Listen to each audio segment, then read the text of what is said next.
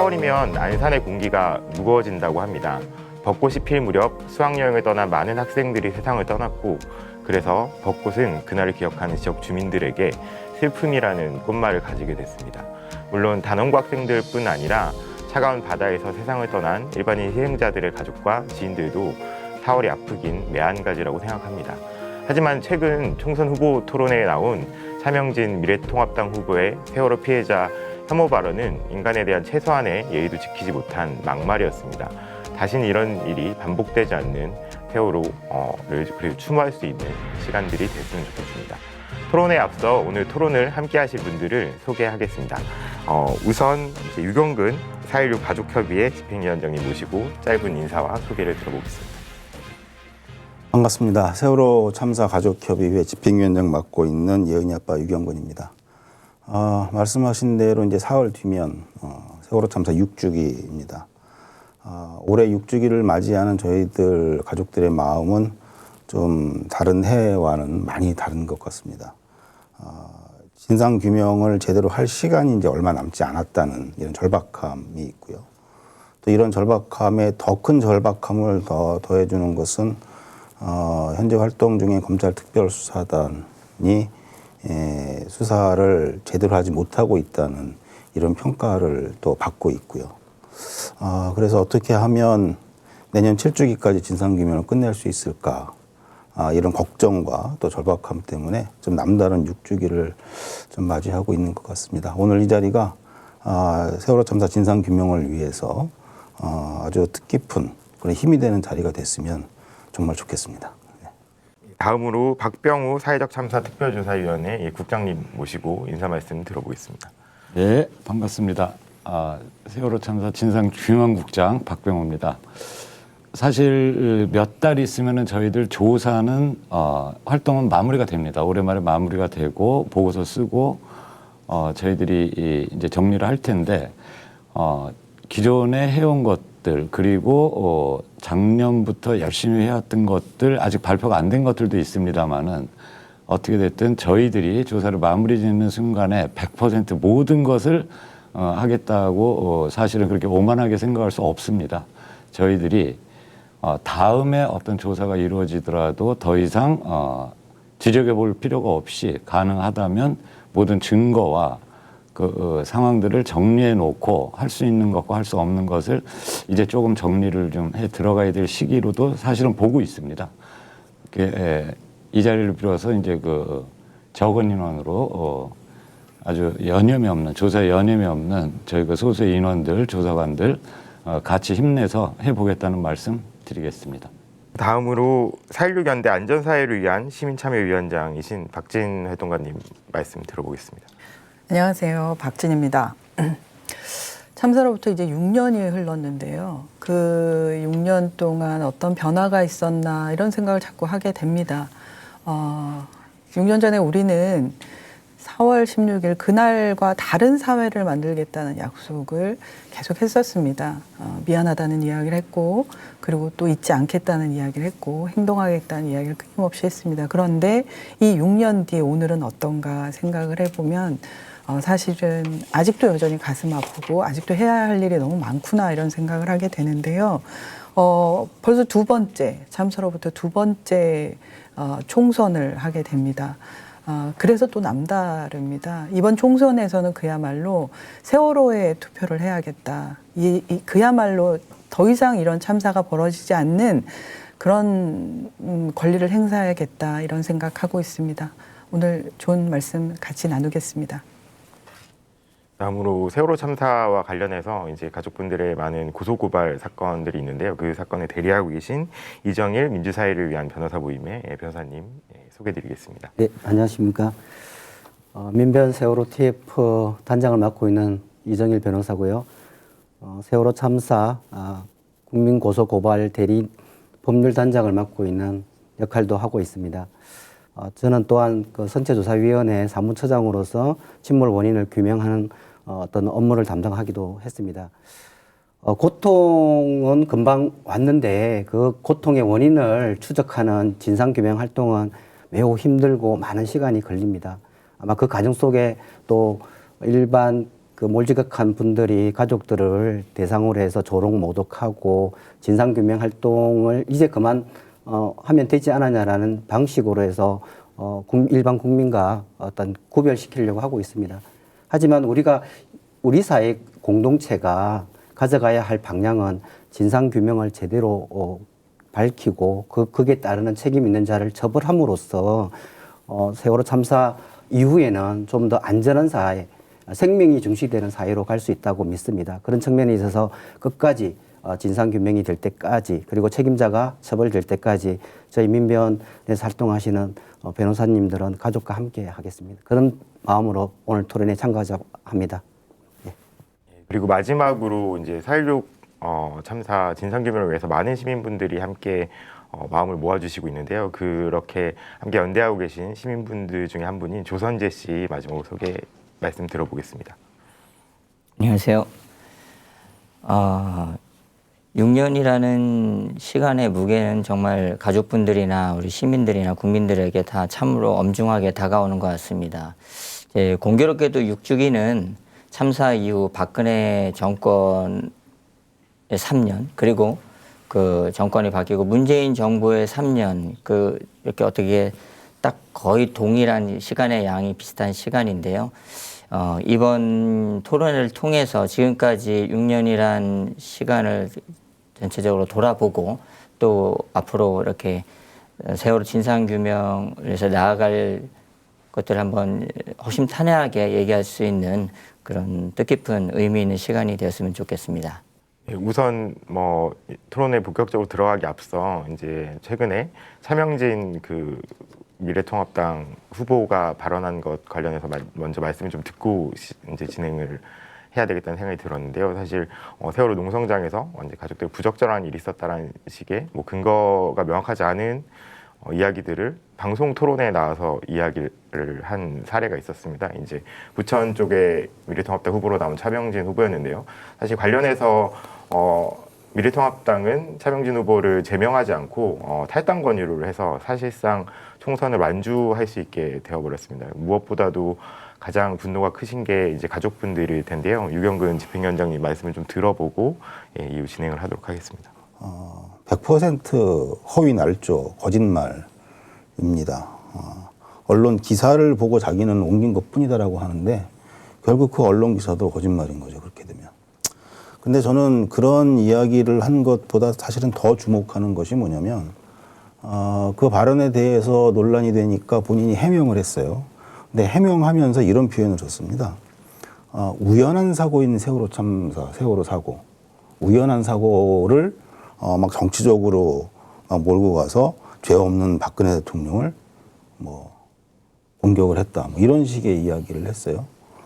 저는 그 사람이 인식하고 있는 그 우연한 사고라고 하는 것이 결국 문제의 핵심이 아니겠느냐. 세월호 참사는 우연한 사고가 아닙니다.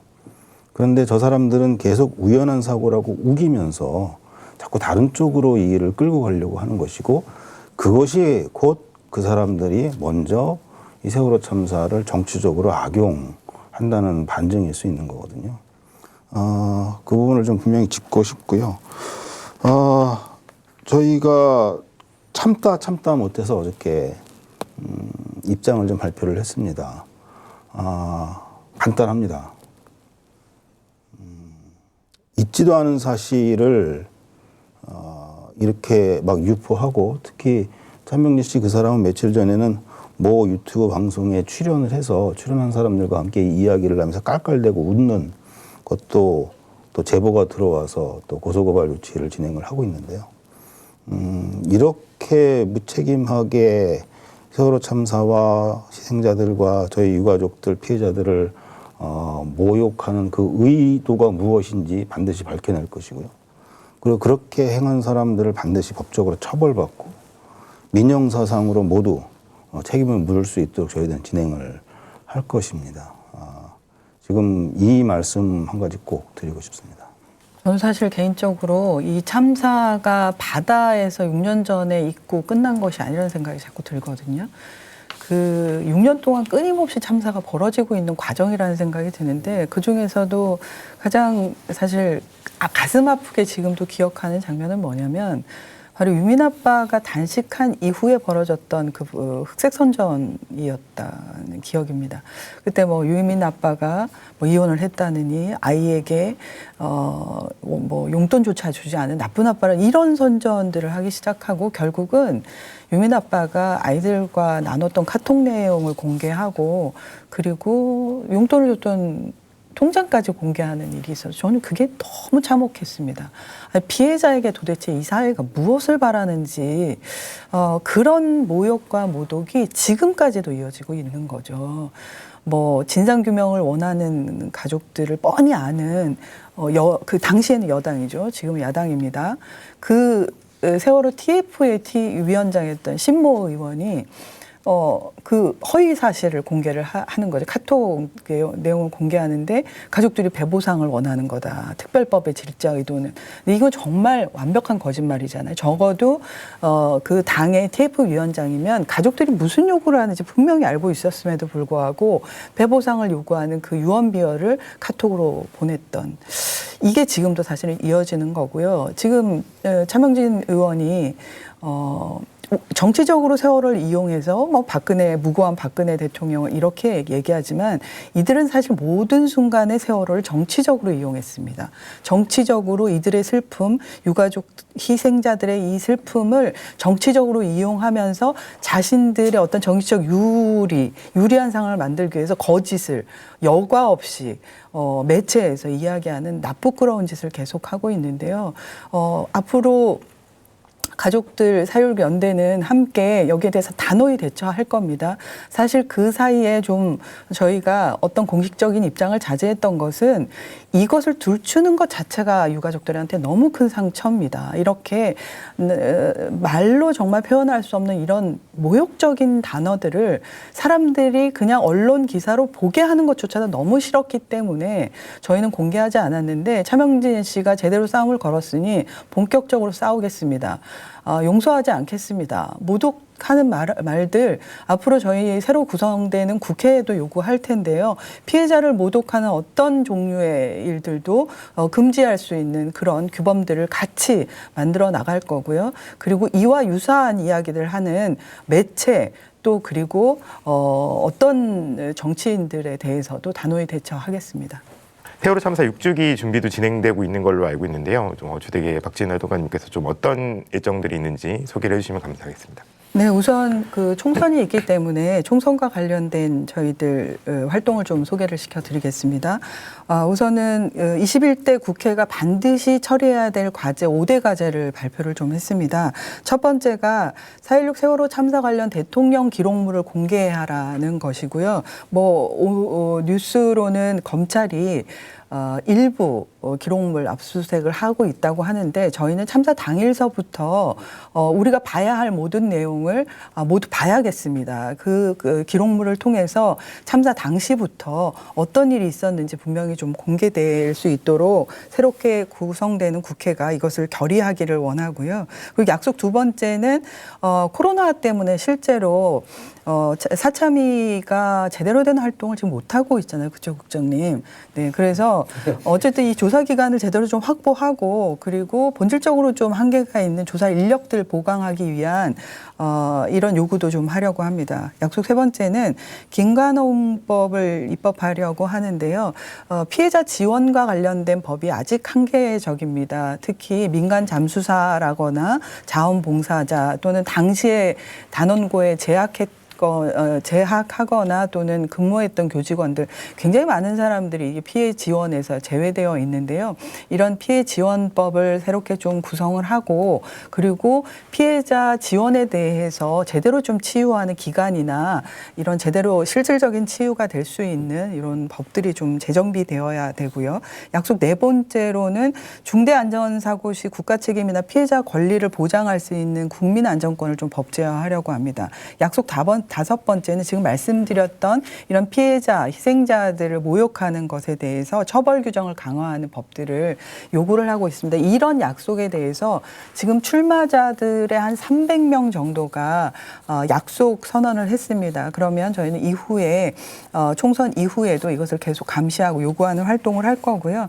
그리고 4월 16일 6주기와 관련돼서 시민 여러분들한테 많은 것들을 좀 요청을 드리려고 하는데, 우선 4월 11일 날은 노란 차량 행진을 안산에서부터 광화문까지 진행을 했습니다.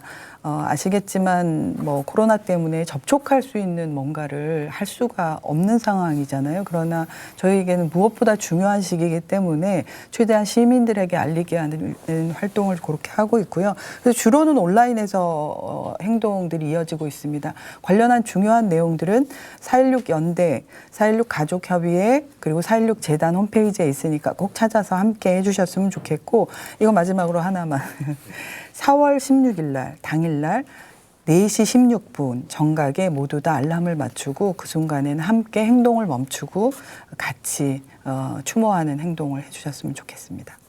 사실 이제 2014년 4월 16일 진도 앞바다에서 이제 세월호가 침몰을 해서 사실 정말 안타까운 목숨이 세상에 사라졌습니다. 304명의 희생자를 내고 세월호가 바다로 가라앉았고요. 그 뒤에 사실 많은 추모의 물결들이 있었습니다. 그리고 어떻게 이런 일이 벌어졌는지에 대한 좀 진상규명에 대한 목소리가 높아졌습니다. 그래서 2015년 이제 세월호 참사 특별조사위원회가 꾸려졌는데, 실제 조사를 진행을 하다가 당시 박근혜 정부의 방해로 다음해 이제 강제 종료될 수밖에 없었던 상황들이 벌어졌습니다.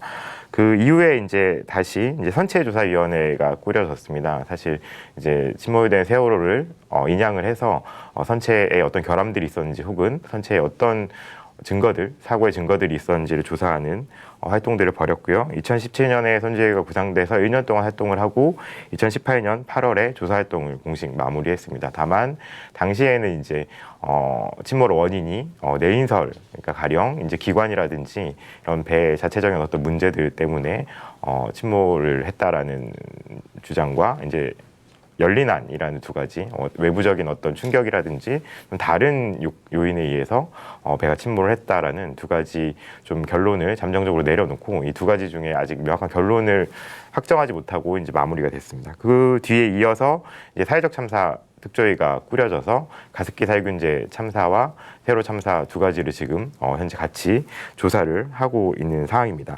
사실 진상규명과 관련해서는 어느 정도 과거 조사를 통해서 밝혀진 부분이 있습니다. 사실 뭐 박근혜 정부가 이제 그 특조위나 여러 조사를 방해했다라는 내용들이나 실제 당시에 이제 세월호의 과적과 고박 불량 등의 문제점들은 밝혀졌고요. 그리고 해경 구조의 문제점들이 또 확인이 됐습니다.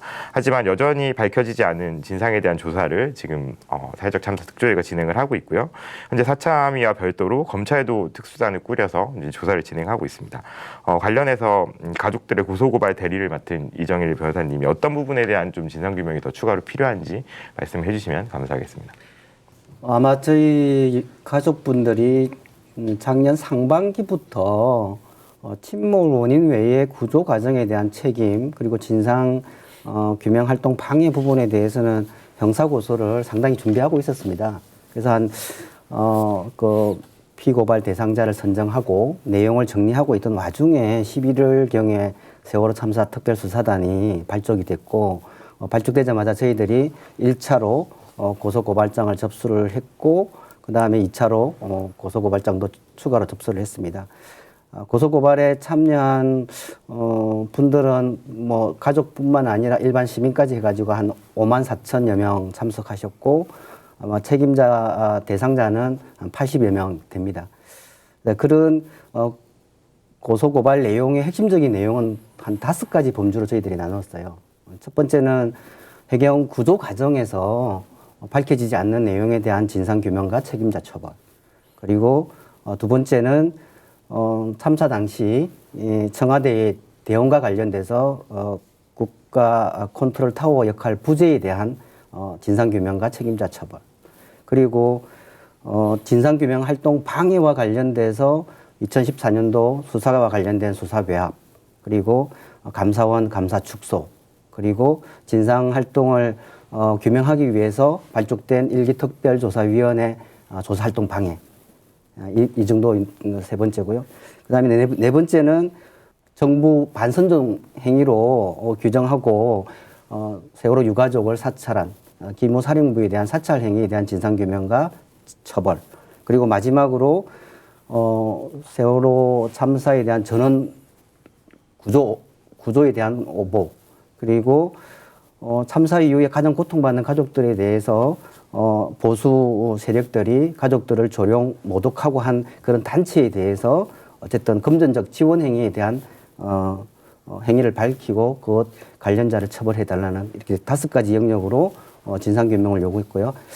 다만 저희들이 그 침몰 원인과 관련해서는 고소 고발 내용에 좀 포함되지 않는 측면이 있습니다. 다만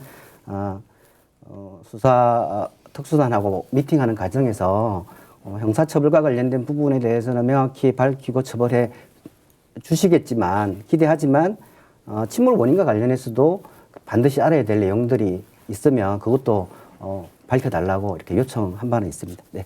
사실 가족들 입장에서 좀 이 부분만큼은 정말 좀 속 시원하게 밝혀졌으면 좋겠다라고 간절하게 생각하시는 부분이 있을 것 같습니다. 이 유광근 위원장님 좀 말씀을 해주시면 감사하겠습니다. 네, 지금 많은 분들이 그렇게 생각을 하시는 것 같더라고요. 그 세월호 참사 일어난 지 6년이나 지났고 또 그동안에 지금 검찰 특수단까지 포함하면 검찰 수사를 2번이나 하고 있고 또 특별조사위원회도 지금 3번째 만들어서 활동을 하고 있고 그런데도 불구하고 왜 자꾸 밝혀진 게 없다고 그러냐. 이 정도면 밝힐 게 없으니까 못 밝히는 거 아니냐.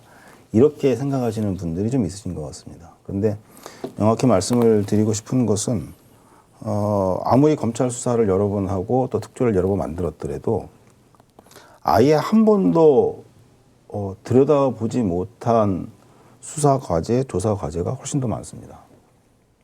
그게 현재 6년 동안 우리가 진상 규명한다고 노력을 해왔지만 우리 사회가 보여준 한계인 것이고요. 저희들이 꼭 알고 싶은 것은 한마디로 하면 이겁니다. 왜 죽을 필요가 없는 승객들이, 우리 아이들이 죽어야만 했는지, 그 이유가 무엇인지를 밝히고 싶은 것이고요. 그러기 위해서 밝혀야 할 것은 첫 번째가 세월호가 이해할 수 없는 급변침, 그리고 이해할 수 없이 빠른 시간 안에 완전 침몰한 원인이 무엇일까? 그것은 세월호 자체, 아까 말씀하신 대로 뭐 기관의 문제라든가 아니면 선원들의 뭐 조타의 문제라든가 이런 것은 아닌 것 같다라는 게 저희들의 생각입니다. 그리고 또 하나는 현장에 출동한 구조 세력들, 해경이죠. 뭐 군도 있었고 뭐 비행기, 헬리콥터, 선박 다 출동을 했었는데 그런데 왜 유독 선원들만 쏙쏙 골라서 탈출을 시키고 승객들을 구조하기 위한 어떠한 조치도 하지 않았는지 그 이유가 무엇인지 너무나 일사불란하게 구조를 안 했거든요. 그리고 세월호가 급변침하고 침몰한 것과 또 그렇게 구조를 하지 않은 것 사이에 무슨 연관 관계가 있는 것이 아닐까 싶어 아주 강한 의심을 하고 있어요. 근데 사참위가 갖고 있는 근본적인 한계, 자체적인 한계도 있고 외부적인 어떤 장애 요인도 많이 있는데요. 그러한 가운데 좀 많이 고생하면서 노력을 하고 있지만 사실은 끝까지 다 밝혀낼 수 있을까에 대해서 좀 회의감이 있습니다. 워낙 제약이 심하기 때문에. 그래서 기대한 것이 이제 검찰 수사인 거죠. 그 조사보다는 수사를 통해서 할 수 있는 것들이 너무 많으니까 오랫동안 우리가 주장을 하고 요구를 해왔던 거 아닙니까? 그래서 우리 변호사님 말씀하신 대로 작년 11월부터 검찰 특수단이 수사를 시작을 했는데 뭐 기대가 없었던 건 아닙니다. 왜냐하면 검찰 특수단이 처음에 시작을 하면서 워낙 언론 플레이를 잘했어요. 그게 뭐냐면 검찰 스스로 이렇게 얘기했거든요. 백서를 쓰는 심정으로. 근데 기소를 전제하지 않고 그리고 마지막 수사가 되게 하겠다. 심지어는 유가족들의 여한이 없는 수사를 하겠다. 이렇게 얘기하면서 출범을 한 것이죠. 그런데 정작 수사는 본인들이 하고 싶은 것만 하더라는 것이죠. 그래서 결국 지금 나온 중간 결과는 구조와 관련해서 전 해경청장들을 비롯한 해경 수뇌부 11명을 추가 기소를 했는데 특수단 출범할 때 저희들이 분명히 요구했던 것은 해경 반드시 처벌해야 됩니다. 현장에서 잘못한 거 분명하니까요. 그런데 해경만 잘못한 것이냐. 그 해경 위에 분명히 그 당시에 컨트롤 타워의 역할을 청와대가 했어야 하는데 하지 않았을 뿐만 아니라 오히려 구조를 방해한 정황이 너무나 뚜렷하거든요. 그럼 도대체 그 위에 청와대라든가 또 그 당시에 국정원 등 정보기관이라든가 이런 곳은 과연 세월호 참사와 관련해서 무슨 역할을 한 것이냐, 그때 무슨 대응을 한 것이냐까지 밝혀져야 된다는 것이죠. 그것이 그 부분을 밝혀야만 급변침과 침몰은 물론이고 구조와 관련된 근본적인 문제점도 짚을 수 있다. 이제 이 부분이 반드시 진상규명을 통해서 밝혀져야 할 가장 핵심적인 부분이라고 생각을 하고 있습니다. 박병호 국장님께서 좀 허심탄회하게 지금 현재 상황들이 어떠신지를 좀 말씀해 주시면 감사하겠습니다. 뭐 전반적으로 차분하게 뭐 잘 진행이 되고 있다, 이 정도는 뭐 말씀드려도 될 것 같은데요. 현재 이 순간으로는 안타깝게도 이 코로나19 때문에 저희들이 기획했던 조사가 2, 3개월 정도 지금 계속 사실은 수년이 될 수밖에 없는 조건, 상당히 좀 안타깝고, 그다음에 구조적인 문제를 뭐 이 자리를 빌어서 말씀드리는 게 좋을 것 같습니다. 그러니까 저희들이 그 한계를 모르고 출발한 게 아니어서 뭐 투정을 하거나 이럴 시점 아니라고 저희들 확실하게 알고 있습니다. 그리고 정확하게 그 부분에 대해서는 앞으로를 위해서도 한 번은 짚고 넘어가야 될 것 같아서 말씀을 드리는데, 가령 급변침이 왜 됐냐, 선체 조사를 하는 데만 해도 그 약 40여 명의 조사관들이 실제로 올인을 했었거든요. 선체조사위원회. 이제 거기서 결론이 안 된 상태에서 지금 저희 사참위로 넘어왔는데, 저희들은 지금 4가지로 분야를 나눠서 지금 조사를 하고 있습니다. 그 중에 이제 하나가 선체조사, 침몰 원인을 조사하고 있는데, 이 파트에 지금 사실은 총원 5명이 지금 여기에 몰입을 해서 작년서부터 치열하게 지금 조사를 하고 있는 중입니다.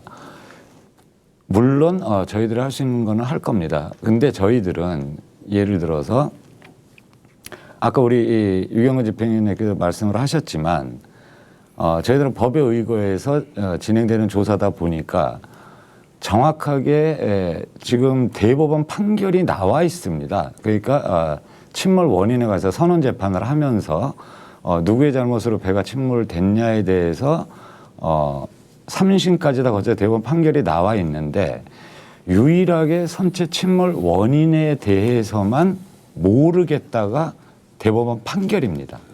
물론 그 대법원 판결 안에 선체 고장에서도 구체적인 부위를 설명한 바가 있습니다. 이른바 뭐 솔레노이드 밸브 고착에 의해서 배가 침몰할 수 내부 원인으로 침몰할 수 있는 가능성을 열어두고, 실제로 조타 미숙과 이 운영 미숙으로 해서는 이 두 사람이 무죄를 받았습니다. 대법원 판결에서. 그러니까 지금 국민들이 사실은 혼란스러울 수밖에 없어요. 국민들이 왜 혼란스러울 수밖에 없냐면, 당초에 검경합수부가 그러니까 검경합수가 혐의를 가지고 기소를 할 때는 이건 분명히 조타 미숙으로 해서 이거 한마디로 배를 잘못 몰았다.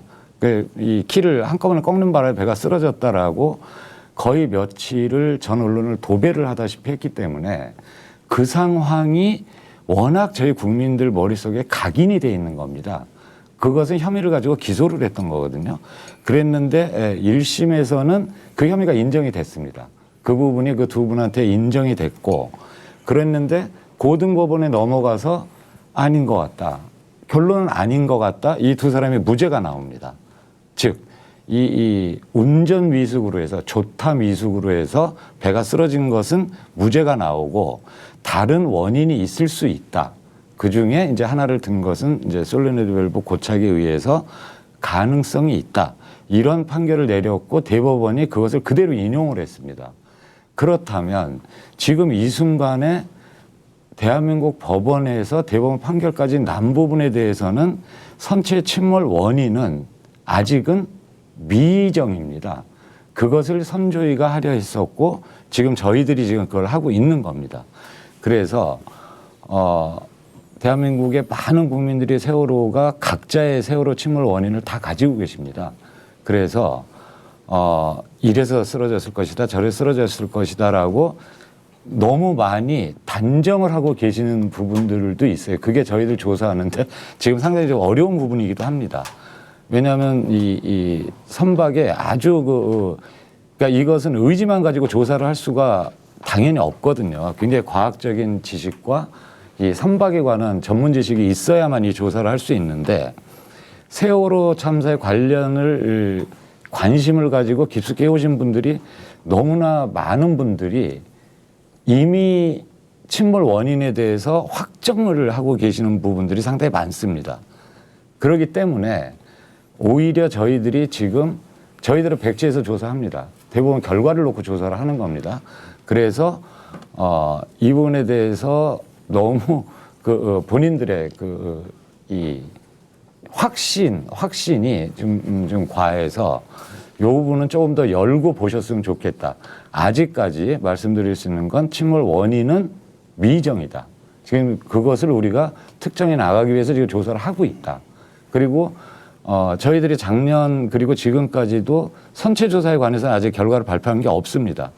당연히 저희들은 기본 원점에서부터 치열하게 조사하고 저희 조사관들이 과로로 쓰러질 만큼 열심히 하고 있는 건 밝힐 수 있습니다. 그래서 가능하다면 상반기 안에 저희들은 아주 기본적인 것부터 하나하나 나오는 대로 계속 검증을 거쳐서 발표를 할 예정으로 있습니다. 근데 이제 말씀을 드리면 요 코로나19가 가장 지금 큰 변수가 되기는 해서 좀 우려는 됩니다. 그리고 이제 청와대의 대응이라든가 특히 국정원이나 기무사 이 정보기관들의 개입 정도가 우리들이 밝힐 수 있는 데까지가 어디냐. 이것도 조만간에 기무사는 이미 발표를 했습니다만은 청와대도 청와대나 내지는 국정원 쪽도 저희들이 좀 보려고 합니다. 그리고 또 하나는 지금 저희들이 이 국가 공식 기관으로서 요청했던 증거 자료에 대해서 이것들이 조금 살펴볼 대목들이 갈수록 좀 나오고 있습니다. 그래서 예를 들어서 그 증거 자료에 대해서 정합성이 다르다든가 내지는 위변적 가능성이 있다든가 이런 부분에 사실은 조금 더 저희들이 조사를 할 수밖에 없는 지경이라는 정도는 제가 이 자리를 빌어서 좀 말씀을 드릴 수 있을 것 같습니다. 서참이가 올해 12월 달이면 이제 활동을 종료할 수밖에 없잖아요. 예. 이제 몇 달 남지 않았는데 그 전에 그럼 침몰 원인은 나오는 겁니까? 저희들이 침몰 원인을 A서부터 Z까지 다 밝히겠다라는 의지는 말씀을 드릴 수가 있으나 이제 사실은 결론적으로 그 부분을 이성적으로 가능하겠냐에 대해서는 사실은 자신 없습니다. 왜냐하면 이게 워낙 단계가 있는 이게 조사다 보니까 저희 내부에서는 열린안이나 내인서를 공식 용어로 쓰지 않는 거로 지금 저를 비롯해서 이렇게 얘기를 하고 있고요. 이유는 뭐냐면 그렇게 되면 어떤 그 상황에 몰두를 하는데 방향을 잃을 수가 있어요. 그래서 저희들은 이제 그래서 아까도 말씀드렸듯이 그 대법원 판결에 준해서 그리고 대법원 판결에서 나오는 그 가능성을 둔 부분이 진짜냐 이게 이런 부분으로 지금 접근을 하고 있기 때문에 예, 그렇게 두 가지 차원으로 지금 저희들이 승계해서 가고 있다고 말씀드리기가 어렵고요. 저희들은 자체적으로 판단하고 필요하다면 뭐든지 다 조사를 이 준비는 되어 있습니다만은 질문하신 것처럼 정말 배가 어떻게 해서 침몰했냐 이 부분을 끝까지 말씀드릴 수 있을지는 지금 제가 자신 있게 답변 드리기는 좀 어렵습니다. 그러면 그거 어디서 해야 되나요? 참 더 이상 뒤집어서 조사를 할 필요가 없을 만큼은 해놔야 된다라는 게 저희 생각입니다. 그러니까 이제 이 부분은 더 이상 안 건드려도 이제 여기서부터 어디에선가 저희들이 만약에 다 못 밝히고 간다면 뭐 다른 기관이나 내지는 또 어디에서 더 깊숙이 하는 기구가 생긴다면 이 저희들이 한 부분은 다시 되짚어서 들춰보지 않아도 될 정도의 어떤 좀 정합성을 가지기 위해서 사실은 대단히 그러니까 제가 왜 자꾸 이 부분을 질문을 드리냐면요. 검찰 특수단을 만나면서 저희들이 이제 급편팀 침몰에 대한 어떤 수사를 처음부터 지속적으로 요청을 해왔거든요. 그런데 검찰 특수단은 이 수사를 거부했습니다. 거부한 이유가 뭐냐면 아직 우리가 왜 그 선체 급변침해나 침몰 원인을 수사해야 되는지 이유를 모르겠다는 거예요. 그러니까 이거는 조사를 통해서 수사를 할 만한 혐의나 이유가 나와야 수사를 할 수 있는데 조사가 그만큼 안 되지 않았느냐. 그러니까 조사 결과를 보고 수사할 필요성이 있으면 수사를 하겠다. 근데 지금은 그 단계가 아니다. 즉 급변침과 침몰은 조사의 영역이지 수사의 영역이 아니다. 이러면서 아주 처음부터 끝까지 일관되게 지금 수사를 거부를 하고 있거든요. 그러니까 이제 만일에 그 논리를 인정을 한다 그러면 선체조사 사참위에서 이런 급변침 침몰 원인을 쭉 조사를 하시면서 수사 요청을 해야 이 부분은 수사가 필요한 부분이다 라고 하는 거를 좀 어필을 해야 또 이어질 수가 있다는 이야기인데 그게 과연 가능한 것인지를 여쭤보고 싶어서 사실은 자꾸 질문을 드린 겁니다. 저는 그 사참위의 기본적인 어떤 법상 그런 것들을 명백히 규명하기에는 굉장히 어려울 거다라고 생각합니다. 왜냐하면 제가 선체조사위원회에서 사무처장으로 이렇게 있다 보니까 우리가 조사 과제도 예를 들면 하나의 과제에 수많은 항목들이 있는데 그걸 밝히려고 그러면 용역을 줘야 되고 전문가 기관에게 그럼 용역을 주려고 그러면 가업 지시서를 만든 다음에 입찰 공고를 하고 입찰자를 받아서 최종적으로 낙찰자를 정하고 그러면 그 용역업체가 가업 지시서에 따라서 용역 조사 보고서를 작성해서 중간 보고 최종 보고서를 냈는데 이렇게 하다 보면 한 7, 8개월이 그냥 훅 가요. 그리고 사실 이 용역만 갖고 내용을 파악해서는 안 되고 당일 또 어떤 당의 당사자들을 불러서 소환 조사를 해서 그 내용을 충돌되는 지점들에 대해서 파악을 해야 되는데 그 당사자를 불러서 조사하는데도 4, 5개월 훅 간단 말이죠.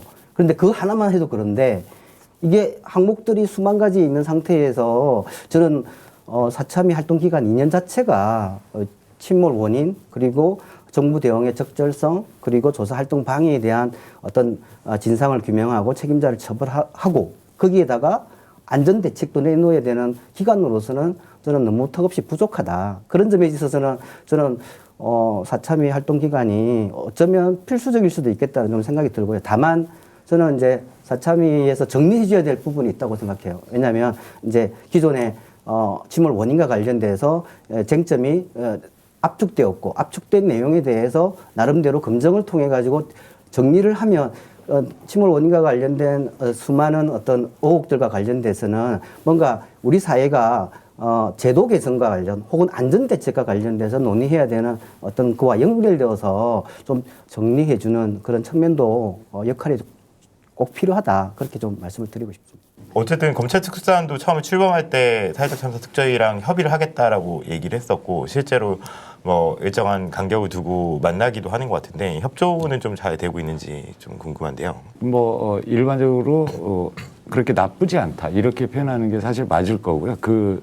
제가 이렇게 표현하는 이유는 뭐냐면 국가 기관이잖아요. 저희도 그렇고 이제 당연히 검찰은 그럴 거고 그리고 어느 하나의 이 목적을 가지고 지금 두 기관이 똑같은 사안을 놓고 지금 하는 건데 사실 그 목적 지향은 좀 다를 수 있죠. 왜냐하면 저희들은 누구를 처벌하기 위해서 수사 요청하고 고소 고발하고 특검 넣고 이게 궁극적인 목적이 아니거든요. 저희들은 진상을 규명해서 그야말로 진실을 밝히는 게 목적이고 그것을 밝히는 수단으로서 조사를 하다 보니 범죄 혐의가 드러났는데 아직 아무런 조치가 없었더라. 이러면 이제 수사 요청을 해서 그 과정을 사실은 더 밝혀내는 이런 상황인데 특사는 좀 어쨌든 범죄 혐의에 대해서 그 범죄 혐의를 밝혀서 유죄로 만들어서 이제 가야 되는 게 궁극적인 또 이 존재 의미이기 때문에 이 부분에 대해서 서로 내용을 놓고 서로 사실 정말 아주 치밀하게 서로 주고받는다든가 이러기는 서로가 서로 예의를 지킬 수밖에 없는 조건이거든요. 그러니까 저희들도 지금 특수단이 무엇을 한다 그러면은 사실은 이제 그 내용이 어떻게 되냐 이렇게 질문하는 것도 사실은 좀 그럴 수 있습니다. 당연히 특수단 입장에서도 저희들이 조사하고 있는 내용에 대해서 먼저 막 깊숙하게 물어보는 것도 본인 특수단도 마찬가지일 거라고 생각을 해요. 그러나 어쨌든 이 두 기구가 하나의 사안을 놓고 뭉쳤을 때 저도 처음에 이게 무조건 시너지 효과가 날 수밖에 없고 나야 된다. 그리고 일정 부분 또 없는 건 아닙니다. 근데 이제 어떻게 지금은 이게 또 코로나19 얘기를 안 할 수가 없는데요. 저희들도 미팅하는 것도 지금 만만치가 않아요. 요즘 같으면 이제 사회적 거리두기 이런 부분 때문에 그렇기도 하거니와 그리고 또 저희들이 어느 정도 뭐를 하고 있다 정도는 알고 있습니다. 저희들하고 소통하면서. 그래서 이제 그러면은 요 사안에 대해서는 요게 수사 요청을 하면 이제 이 각이 어떻게 되겠구나 요런 정도도 가기는 하는데 실제로 이제 진짜로 잘 된다고 하면 진상 규명 저희 이 목적에 맞게 잘못한 사람 처벌을 받아야죠. 여태 피했던 사람 당연히 처벌을 받고 또 거기에 대해서 진상 규명을 하기 위해서 허심탄회하게 진짜 같이 쫙 나가는 것까지는 사실은 그거는 좀 어렵죠 지금은. 예, 그 정도로 말씀을 드릴 수밖에 없는 것 같습니다. 예. 근데 검찰은 기본적으로 기소, 유죄 그리고 법원의 유죄 재판 이런 구조로 진행되는 거기 때문에 검찰도 강력한 수사 수단을 갖고는 있지만 자기네들이 기소 형사처벌 관점이 아니면 굉장히 소극적인 거죠. 그러다 보니까 요 조사를 통해서 할 수 없는 영역을 사실은 세월호 특별수사단이 해주기를 바라고 수사 의뢰도 하셨고 가족들도 그것에 대해서 꼭 처벌의 관점만 상관없어도 밝혀달라고 했는데 현재 상태로 보면 세월호 특별수사단은 기소와 처벌에 좀 중점에 있지 않나라는 생각이 들고 그렇다 그러면 시간이 흐르게 되면 과연 세월호 참사의 원인들에 대해서 밝혀질 수 있는 범위는 굉장히 제약될 수밖에 없겠다. 그러면 또 이후의 관점을 목소리들이 나올 수밖에 없는데 그래서 저는 이제 나름대로 1차적으로는 사회적 참사 특별조사위원회의 활동 기간이 원천적으로 처음부터 너무 짧아서 더더구나 가습기 사건까지 있잖아요. 우리 국민이 다루어야 될 국민 생명 안전과 관련된 이 두 큰 사건을 우리 참사 특위가 감당하기는 굉장히 물리적으로 처음부터 어려웠다. 그런 측면에서 제대로 된 진상 원인과 그리고 그게 맞는 국민 생명 안전에 대한 대책이 나올 때까지는 조금 더 또 너그럽게 활동 기간을 조금 더 연장해 주고 일단 좀 만약에 그게 안 된다라고 하면 사참위가 밝힌 내용 그리고 세월호 특별수사단이 밝힌 내용에는 기본적으로 현재 시점에서 보면 제약이 있을 수밖에 없으니까 향후에 좀 고민해 볼 수 있는 것은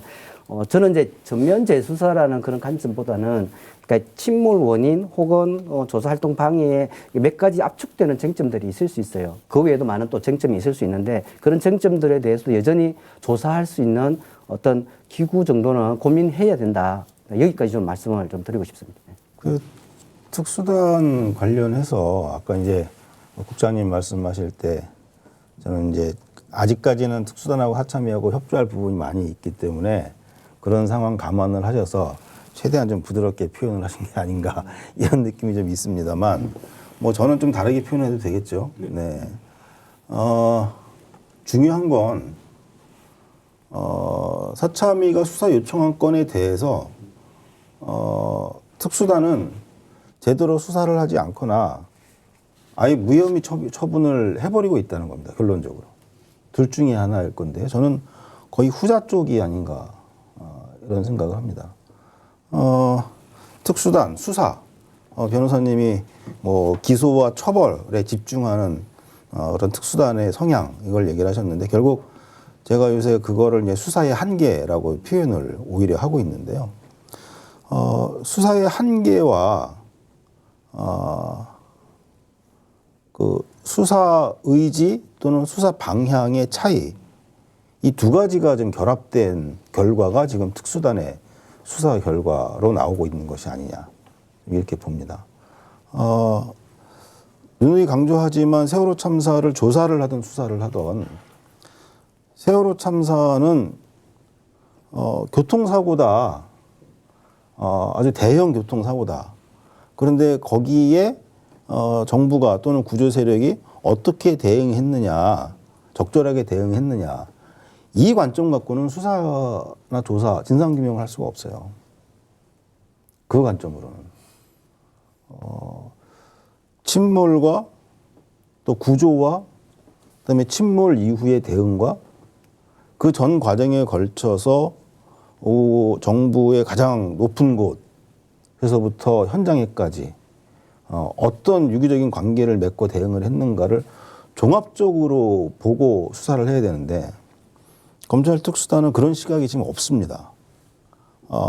제가 볼 때는 목표는 이번에 특수단을 만든 목표는 2014년, 15년에 현장에 출동했던 1, 2, 3정 김경일 정장 한 사람만 기소한 것에 대한 뭐라 그럴까요? 어떤 그 불편함, 부족함, 따가운 시선 이런 것들을 좀 만회하기 위해서 시작한 수사였고 그것이 목표였다. 그러니까 결국엔 특수단을 만든 처음 목적이나 의도 자체가 진정한 진상규명과는 다르게 출발을 한 데서 문제가 지금 발생을 하고 있다는 것이고요. 그리고 여기에 하나 더 짚고 싶은 건 뭐 저 국가기록원 압수수색을 통해서 그 대통령 기록물에 나타난 일기 특조위 방해, 진상규명 방해 여기에 그 당시 청와대가 어떤 역할을 했는가 이걸 밝히겠다 이런 목표로 압수수색을 했다고 그러는데요. 그 타겟은 아마 김기춘 전 비서실장이라든가 뭐 조윤선 씨라든가 뭐 우병우 씨라든가 아마 이런 사람들이 사람으로 놓고 보면 아마 그 수사 대상이 될 것 같아요. 뭐 지금도 재판을 이미 1심이 끝나고 또 하고 있습니다만. 근데 이미 자신들이 기소를 해서 1심까지 끝난 그 사건을 다시 들여다보겠다는 거거든요. 그러면서 뭐 다른 혐의, 뭐 이런 것들을 더 적용할 게 있는가 이걸 보겠다는 거예요. 예, 철저하게 수사하겠다고 하는 측면에서는 일면 긍정적으로 평가합니다만 또 한편으로 약간 좀 삐딱한 시선에서 보면 야, 검찰 입장에서는 일기 특조위 방해와 관련된 그 당시 정부의 대응, 또 그 사람들의 했던 일들을 다시 한번 정리하고 들여다보는 게 야, 꽃노래 피겠다. 검찰 입장에서. 검찰은 기소도 할 수 있지만 검찰은 면죄부도 줄 수 있잖아요. 무혐의 처리해버리면 면죄부가 되는 거 아닙니까? 그러니까 이 두 가지 가능성을 양손에 쥐고 그리고 그러한 사건, 그러한 부분을 좀 들여다보면서 지금 재고 있는 것이 아니냐.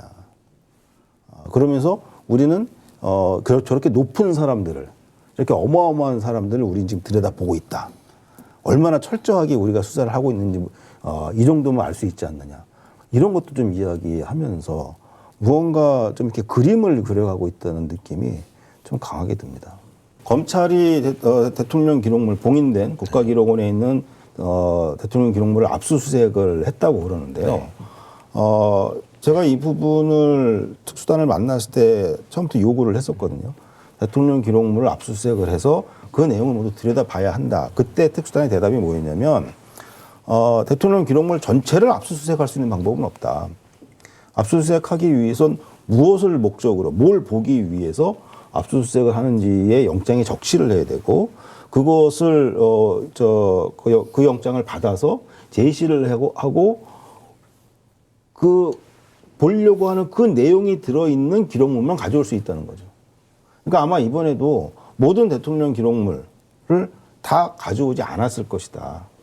결국 무엇을 갖고 왔느냐를 보면 이 검찰 특수단이 어떤 목적으로 지금 진상규명 수사를 하고 있는지도 드러날 수 있다. 좀 이렇게 봅니다. 세월호 참사 특별수사단은 기본적으로 침몰 원인을 그 수사해서 기소하는 것은 이미 재판이 있기 때문에 굉장히 한계가 있을 것 같아요.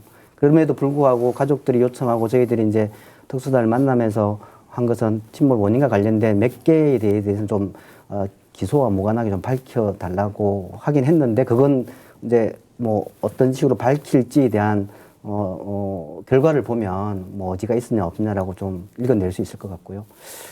그 다음에 이제 기본적으로 특수단의 어떤 의지와 그 어떤 무엇을 목표치를 하느냐에 대해서 읽어볼 수 있는 관점은 저는 이제 한 두 가지 정도라고 생각하는데 하나는 어쨌든 2014년도에 그 해경에 대해서는 1, 2, 3 정정만 기소를 했잖아요. 근데 이번에는 11명에 대해서 지휘부에 대해서 기소를 했단 말이죠. 그러면 결국에는 그 자체로서 이미 그 당시의 수사가 외압에 의해서 제대로 하지 못했다는 걸 검찰 스스로가 인정하고 있는 꼴이 되어버린 거죠. 그렇다라고 하면 그 당시에 외압에 관련된 그와 관련돼서 청와대를 정점으로 한 법무부 장관까지 당연히 수사를 해야 된다. 근데 그걸 수사를 못한다라고 하면 결국에는 수사 의지가 없었다라고 할 수 있을 것 같고요. 두 번째는 결국에는 그 세월호 진상규명과 관련된 책임 있는 자에 대한 처벌의 핵심은 청와대를 정점으로 한 각각 그 조직들의 당일된 체계에 의한 어떤 수사 외압, 그다음에 감사원 축소, 그다음에 특조위 조사 활동 방해가 이루어졌다라고 보면 그 사람들에 대해서 수사를 제대로 철저히 성역 없이 해서 그거에 대한 어떤 결과물을 내놓는 거, 그 과정 속에서 당연히 했었어야 될 것들을 제대로 압수수색하고 요구하는지가 저는 척도가 될 거라고 생각하고요. 그런 점에서 보면 특수단이 뭐 어떻게 하는 것 같기도 하고 안 하는 것 같기도 하고 좀 애매한 그런 상황이라고 좀 저는 보여집니다. 좀 이후 또 수사 과정도 지켜보면서 좀 판단을 해야 될 부분들도 존재하는 것 같습니다. 그래서 지금까지 약간 어떤 의미에서 좀 추상적인 얘기들이었었던 것 같은데 그동안 이제 사회참사 특조위가 몇 가지 발표를 하고 또 몇 건에 대해서는 수사 의뢰를 했었잖아요. 근데 그 과정에서 좀 눈에 띄었던 게 이제 DVR이라고 세월호 내부에 있었던 CCTV 영상을 저장하는 장치. 이 장치가 좀 처음에 이제 이거를 가져온 게 이제 해군에서 이제 수거를 했는데 이 수거한 것과 이후에 이제 그 실제로 사회적 참사 특조위가 보관하고 있는 이 DVR이 다른 정황들이 좀 드러났고 영상도 이제 조작 편집됐다라는 의혹들을 한번 제기를 해서 수사 의뢰를 하셨고요. 그다음에 두 번째로는 그 세월호 참사 당일날 이제 구조된 임경빈 군 관련해서 실제 뭐 임경빈 군의 어떤 뭐 그 당시 이제 정확한 상황은 우리가 구체적으로 확인하기 어렵지만 어쨌든 발달사인 상에서는 실제로 활력 징후가 나타났음에도 불구하고 그리고 의사가 이제 헬기로 이송을 하라는 지시를 명확하게 내렸음에도 불구하고 당시에 있는 그 해경 지휘부를 비롯해 현장에 대처했던 사람들이 이제 헬기가 아닌 헬기가 실제로 왔음에도 불구하고 몇 대가 왔음에도 불구하고 헬기가 아닌 배로 5시간 넘게 걸려서 이제 이송을 했었던 과정들 이 두 가지 관련해서 이제 수사 의뢰를 하시고 발표도 하셨습니다. 그런데 실제 현재 어쨌든 검찰 수사를 진행하고 있는데 좀 어떤 상황들인지 좀 말씀해 주시면 좋을 것 같습니다. 예. 저희들이 수사 요청을 하면서 발표를 하잖아요. 그 발표는 여러 가지 이유에 의해서 하는 겁니다. 그러니까 이게 긴급해서 국민들에게 빨리 이 브리핑을 하고 뭐 제보나 뭐 이런 것들을 빨리 받아야 될 필요가 있다고 판단 이제 하는 경우거든요. 그랬는데 이것을 저희들이 발표를 할 때 발표 내용하고 저희들이 실제로 수사 요청하는 내용이 동일할 거라고 생각을 하면은 안 되는 거거든요. 왜냐하면 여기는 분명히 저희들이 혐의를 특정해서 범죄 혐의를 가지고 있는 대상자들이 있는 사안입니다. 저희들이 수사 요청을 할 때는.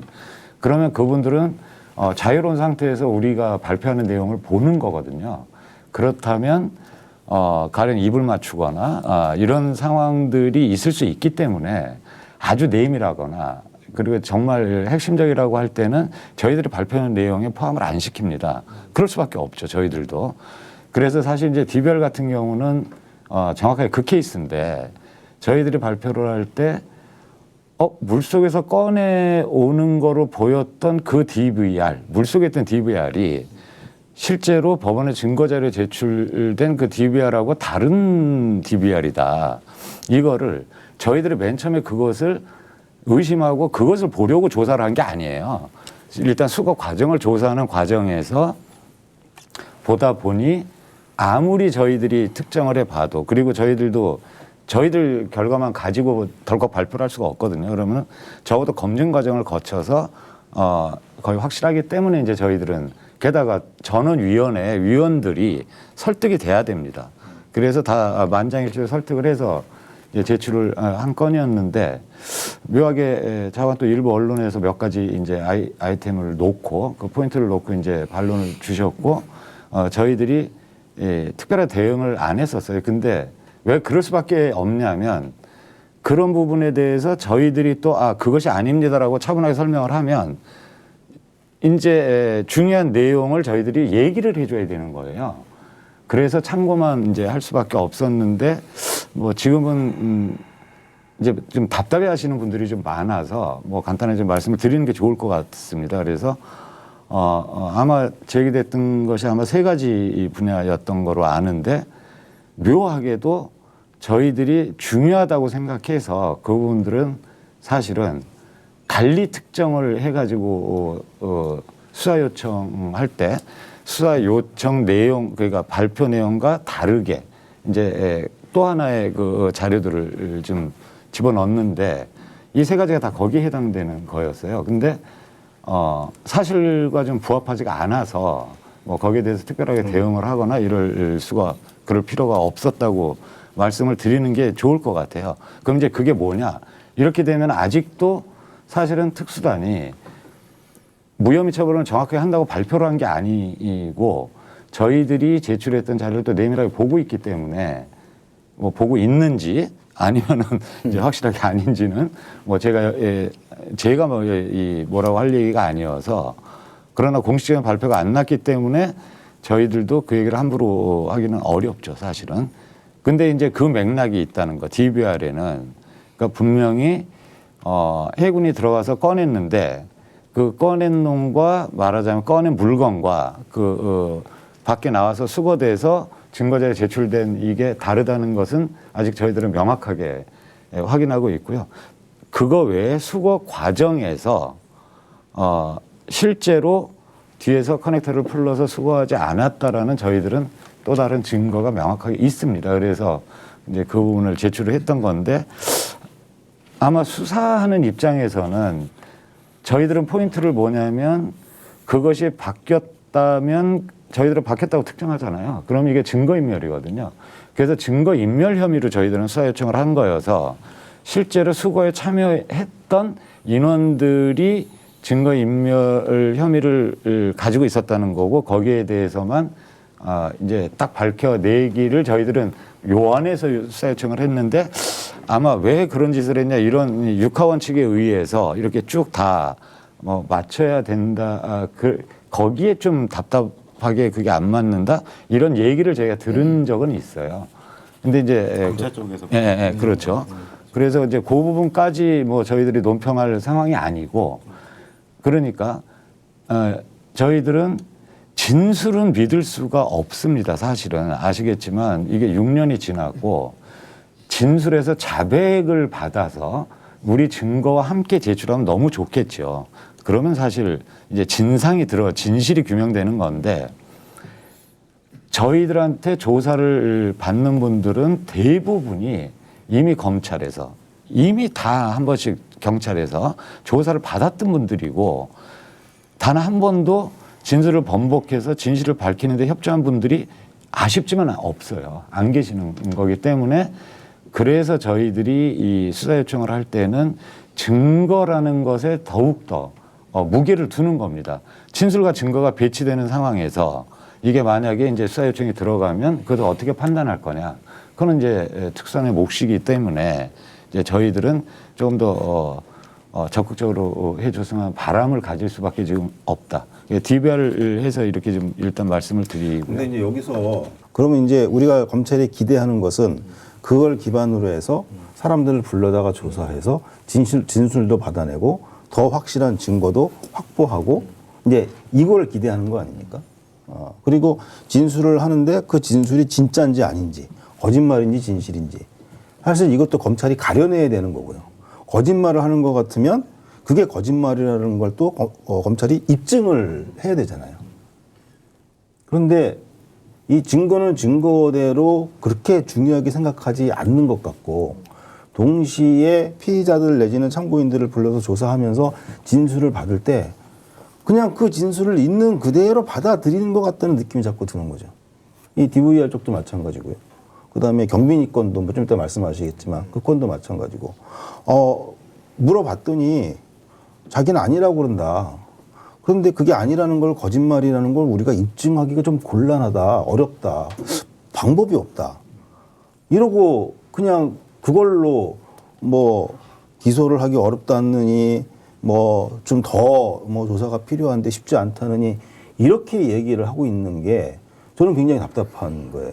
저도 이렇게 그 부분에 대해서는 좀 사실 뭐 고소고발 대리하는 변호사로서 고소고발 내용도 있기 때문에 나름대로 평가를 할 수 있는데 이제 평가가 좀 쉽지가 않은 거예요. 왜냐하면 사참위에서 수사 의뢰를 할 때 이러한 10가지 증거 자료에 기초해서 했다. 근데 사실은 저희들이 그 증거 자료를 면밀하게 분석할 수 있는 위치가 아니잖아요.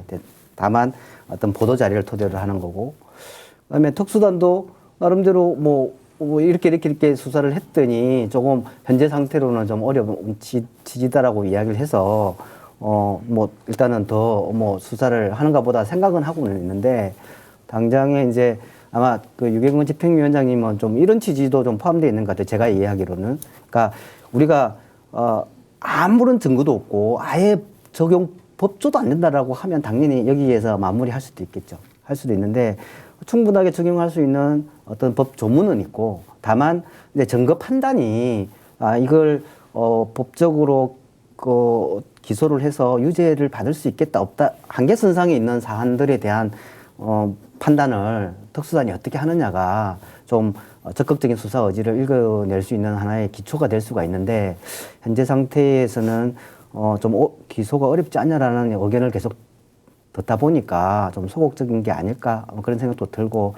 한편으로는 이 그 사참위에서 조사한 증거 자료의 어떤 크기와 특수단이 증거 조사한 크기를 정확하게 비교할 수가 없는 상황에서 예를 들면 이제 뭐 특수단에서 증거 확보한 자료를 좀 충분하게 확보해서 보면 뭐 이거 어지없네 이렇게 읽을 수도 있을 법도 한데 그러지 않는 상태라서 좀 어정쩡한 판단에 있는 상황인 거고 다만 이제 그거 외에 전반적인 어떤 수사를 개시하기 위해서 단서를 확보하는 거라든지 아니면 또 침몰 원인과 관련돼서 몇 가지 요청한 사항에 대해서 기소할 수 있는 사안을 외에 뒤로 미루겠다라는 그런 태도에 비춰보면 조금 소극적인 부분은 있지 않나 그런 생각을 합니다. 좀 추가해서 여쭤보고 싶은 건 그러면 이제 지금까지 이제 그때 공개하셨던 이제 발표하셨던 DBR 관련해서 발표하셨던 건 약간 외형의 변화 이제 처음에 이제 물속에 있었던 수중 영상과 이제 그 건져낸 뒤에 이제 또 확인됐던 이제 것 등의 일부 외형의 변화가 좀 있었다라는 이런 내용들하고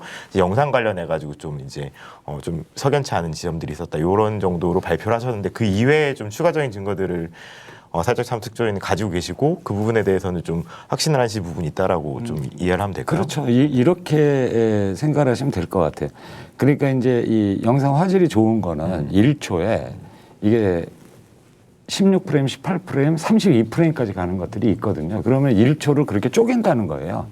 그러면은 20분짜리 영상이면 약 3만 개의 프레임으로 쪼개져요. 그러니까 이게 실제로 그 영상 하나하나 분석해서 보면 그것을 몇 번을 봤는지 몰라요, 우리 조사관들이. 이 조사를 담당하는 분들은.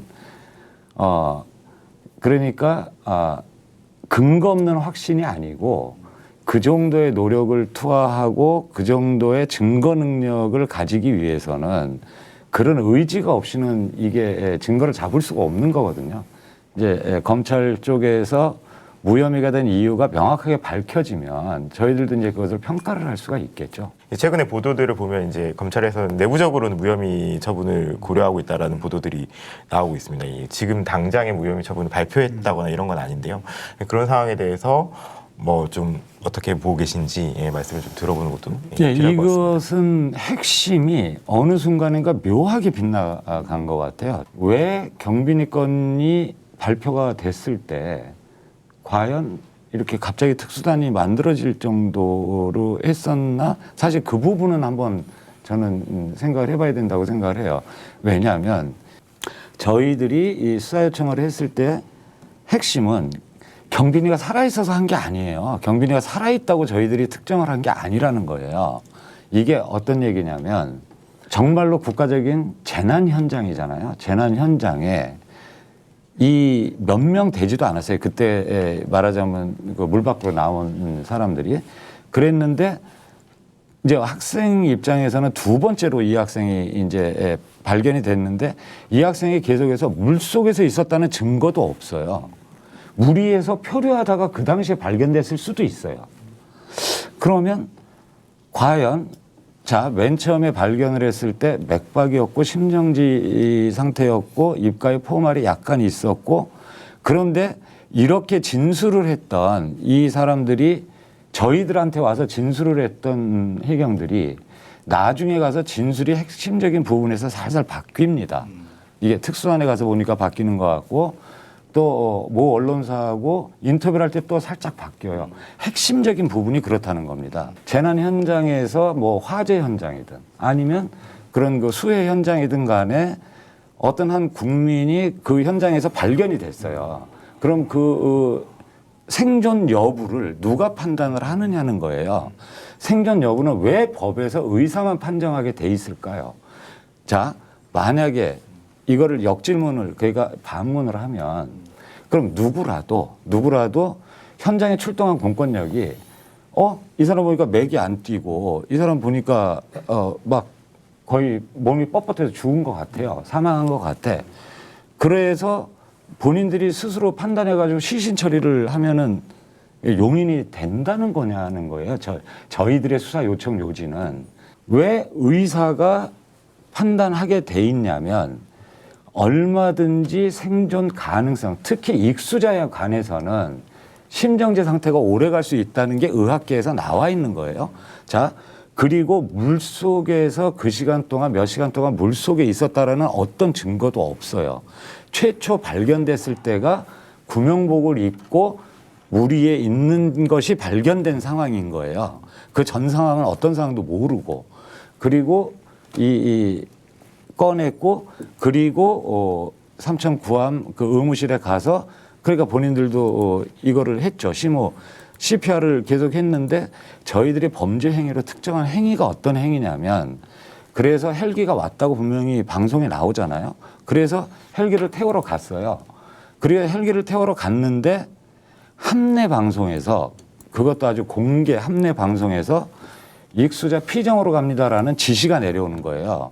그런데 해경에서는 저희들도 다 조사를 해봤겠죠. 해경에서 헬기라든가 긴급 이송 수단이 없는 경우에 한해서 시신은 단정으로 처리를 할 수밖에 없어요.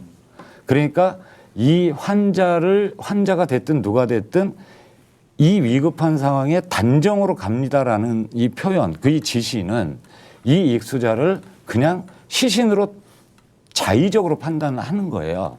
그래서 이 자의적으로 판단하는 이 상황이 범죄 혐의다, 범죄 혐의가 있다라고 저희들은 특정을 한 거거든요. 저희들이 알기로는 생존했다라는 증거를 찾아다오라고 당사자 그 경빈이 어머니한테도 그런 취지로 얘기를 했었다고 해요.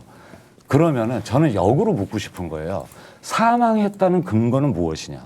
만약에 이 건이 아무런 문제가 없는 상황으로 된다면 앞으로 우리 재난 현장에서 출동한 공권력이 본인들이 살펴보니 이분은 사망자다라고 판단을 해요. 그냥 의사하고 상관없이. 그리고 시신 처리를 하면 이제는 아무도 처벌 못하는 거예요. 제가 볼 때는. 왜 이 사안이 이 살아있음을 증명해야 되는지는 저는 이해를 할 수 없어요. 아직까지도. 그 검찰 특별수사단을 저희들이 두 번째 만났을 때 저희가 구체적으로 수사 요청하는 과제, 우리 그 가족협의회 유가족들이 원하는 수사 과제를 전달을 한 적이 있습니다. 총 12가지를 전달을 했는데요. 그 중에 하나가 이제 경비니권에 대한 수사 요청이 있었어요. 근데 제가 뭐 말로 풀어서 할 거 없이 그냥 저희가 검찰 특수단에 그대로 전달한 문구를 그대로 좀 하나 읽어드리겠습니다. 경비니권 수사는 김석균 등을 위한 의전을 넘어서 침몰 후 생존자를 찾아내기 위한 어떠한 시도도 하지 않은 이유를 밝히는 수사로 이어져야만 합니다. 이렇게 저희가 요청을 했어요. 그러니까 다시 말해서 물론 그 시간에 경빈이가 정말 생존에 있었느냐 아니냐를 따지는 것도 매우 중요하죠. 매우 중요하죠. 근데 동시에 이 문제를 경빈이 부모님이나 저희들이 중요하게 생각했던 이유는 뭐냐면 세월호가 침몰하기 전에 승객들을 구조하기 위한 노력을 하지 않았어요, 해경이. 그리고 그들의 표현에 의하면 생각보다 너무 빨리 침몰을 해서 손쓸 틈이 없었다. 그 손쓸 틈이 없었다는 게 1시간 반입니다. 예, 어쨌든 완전히 침몰한 이후에 그럼 무엇을 했느냐. 완전히 침몰한 이후에도 거기서 혹시라도 있을지 모르는 생존자 내지는 익수자를 찾기 위한 시도도 안 했어요.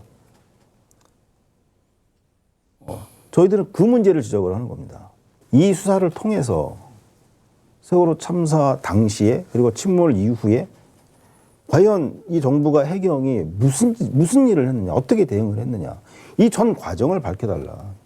이걸 요구한 것이었는데 여기에 대해서는 관심이 없다는 거예요, 검찰이. 경비니를 최초로 발견했던 해경이 있습니다. 그 단정을 타고 갔던 해경이 있는데 나중에 진술서가 아니에요. 나중에 맨 마지막에 나왔던 그 내용 진술이라고 이렇게 그 뉴스타파에 나왔던 내용은 이게 어디 가서 진술한 내용이 아니고 그 삼천구 함장이 본인이 이 특수단에 가서 진술을 할 때 본인을 변호하기 위해서 아직도 얘가 부대원이거든요. 이 부대원이기 때문에 부대원들에게 그 당시 부하들에게 진술서를 좀 작성해 달라. 이렇게 해서 본인이 지참을 하고 간 내용입니다. 그 내용이. 그랬는데 거기에서조차도 저희에게 진술했을 땐 경빈 학생이 최초로 발견됐을 때 머리를 세우고 있었다 그랬어요. 물에서. 그랬는데 나중에 그 내용에서는 머리를 푹 숙인 채 발견이 됐다고 합니다. 이게 굉장히 다르잖아요. 그러니까 이게 지금 바뀌는 이유는 저희들이 볼 때는 어떻게 됐든 경빈이 학생이 발견된 당시에 사망했었다라는 생물학적 징후를 본인들이 너무 강조를 하다 보니 지금 최초에도 많이 생각을 하고 와서 저희들에게 진술을 했을 텐데도 불구하고 이런 부분들이 계속해서 그런 쪽으로 좀 진술이 바뀐 정황을 저희들이 지금 보고 있어서 오히려 더 문제가 크다 이렇게 보고 있습니다. 즉 저희들은 경빈 학생 하나만의 문제로 국한해서 이 문제를 제기를 한 게 아니거든요. 그 취지 자체는. 그러면 아까 유경건 집행위원장님 잠깐 말씀을 하셨습니다만 구조 과정 전체예요. 당일날 500명 이상이 타고 있던 배가 침몰을 했는데 거기에서 이미 몇백 명이 그 물 안에 들어가 있는 상황에서 혹시라도 나올 수 있는 또 생존해서 나올 수 있는 그 익수자들을 구조를 해야 될 거 아닙니까? 그러면은 항공 세력이 출동을 하고 왜냐하면 바다에서는 진짜 안 보여요. 이 바로 앞에 있어도 파도 때문에 안 보이거든요. 그런 준비도 전혀 안 돼 있었다는 것이 밝혀졌었고요. 그러다 보니 그 과정에서 경빈이 학생은 어떻게 보면 저희 입장에서 증거가 나온 겁니다. 그래서 이 업무상 과실치사가 될 만한 행위가 아무렇지도 않게 이루어진 거죠. 아무렇지도 않게. 그 외에도 사실 훨씬 몇 시간 전에 발견됐던 정차홍 학생이라든가 그리고 경빈 학생보다 1시간 늦게 권호천 학생이 발견이 됐는데 권호천 학생 같은 경우는 기록이 없어요. 뭐 해경 기록 자체가 없습니다. 그러면은 이런 부분에 대해서도 의무 기록이 없다는 거예요. 이런 데 대해서 수사를 해달라.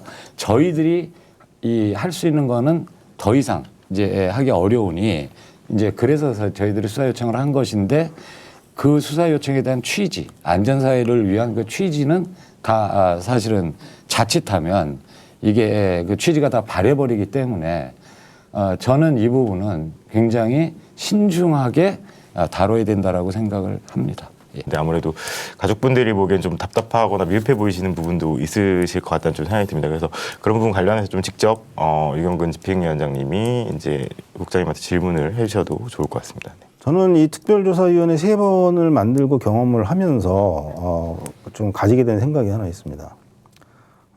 보통 이 특조위의 한계라고 그러면 거의 모든 분들이 동의하시는 게 이 조사 권한의 한계를 많이 말씀을 하시죠.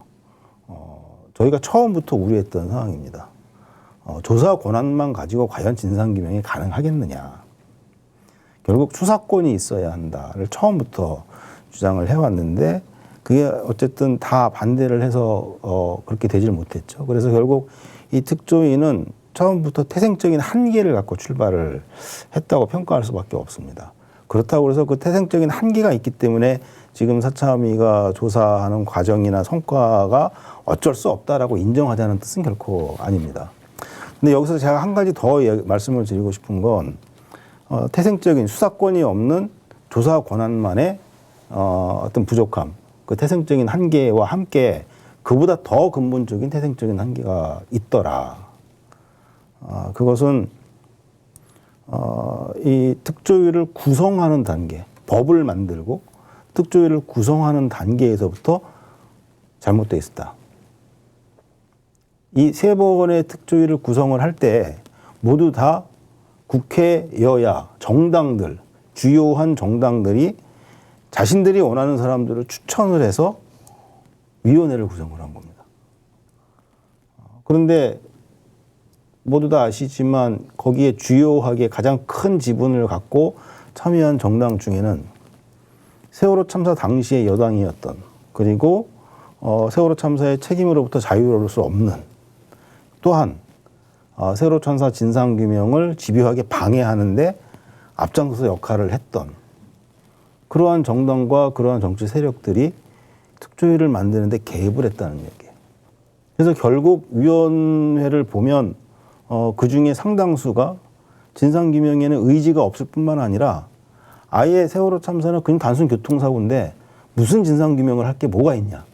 이런 생각을 갖고 들어오시는 분들이 상당히 많았고 그것으로 인해서 지금까지도 위원회에서 조사활동하는데 큰 방해가 되고 있다. 결론적으로 드리고 싶은 말씀은 우리 사회에서 더 이상 이러한 형태의 국회에서 특별법을 만들고 그다음에 정치인들, 정당이 개입을 해서 그 위원회를 구성하고 이런 형태의 특조위는 더 이상 없어야 되겠다는 생각을 좀 많이 합니다.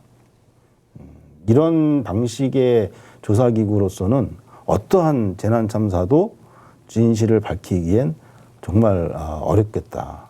또 다른 대안이 필요하다.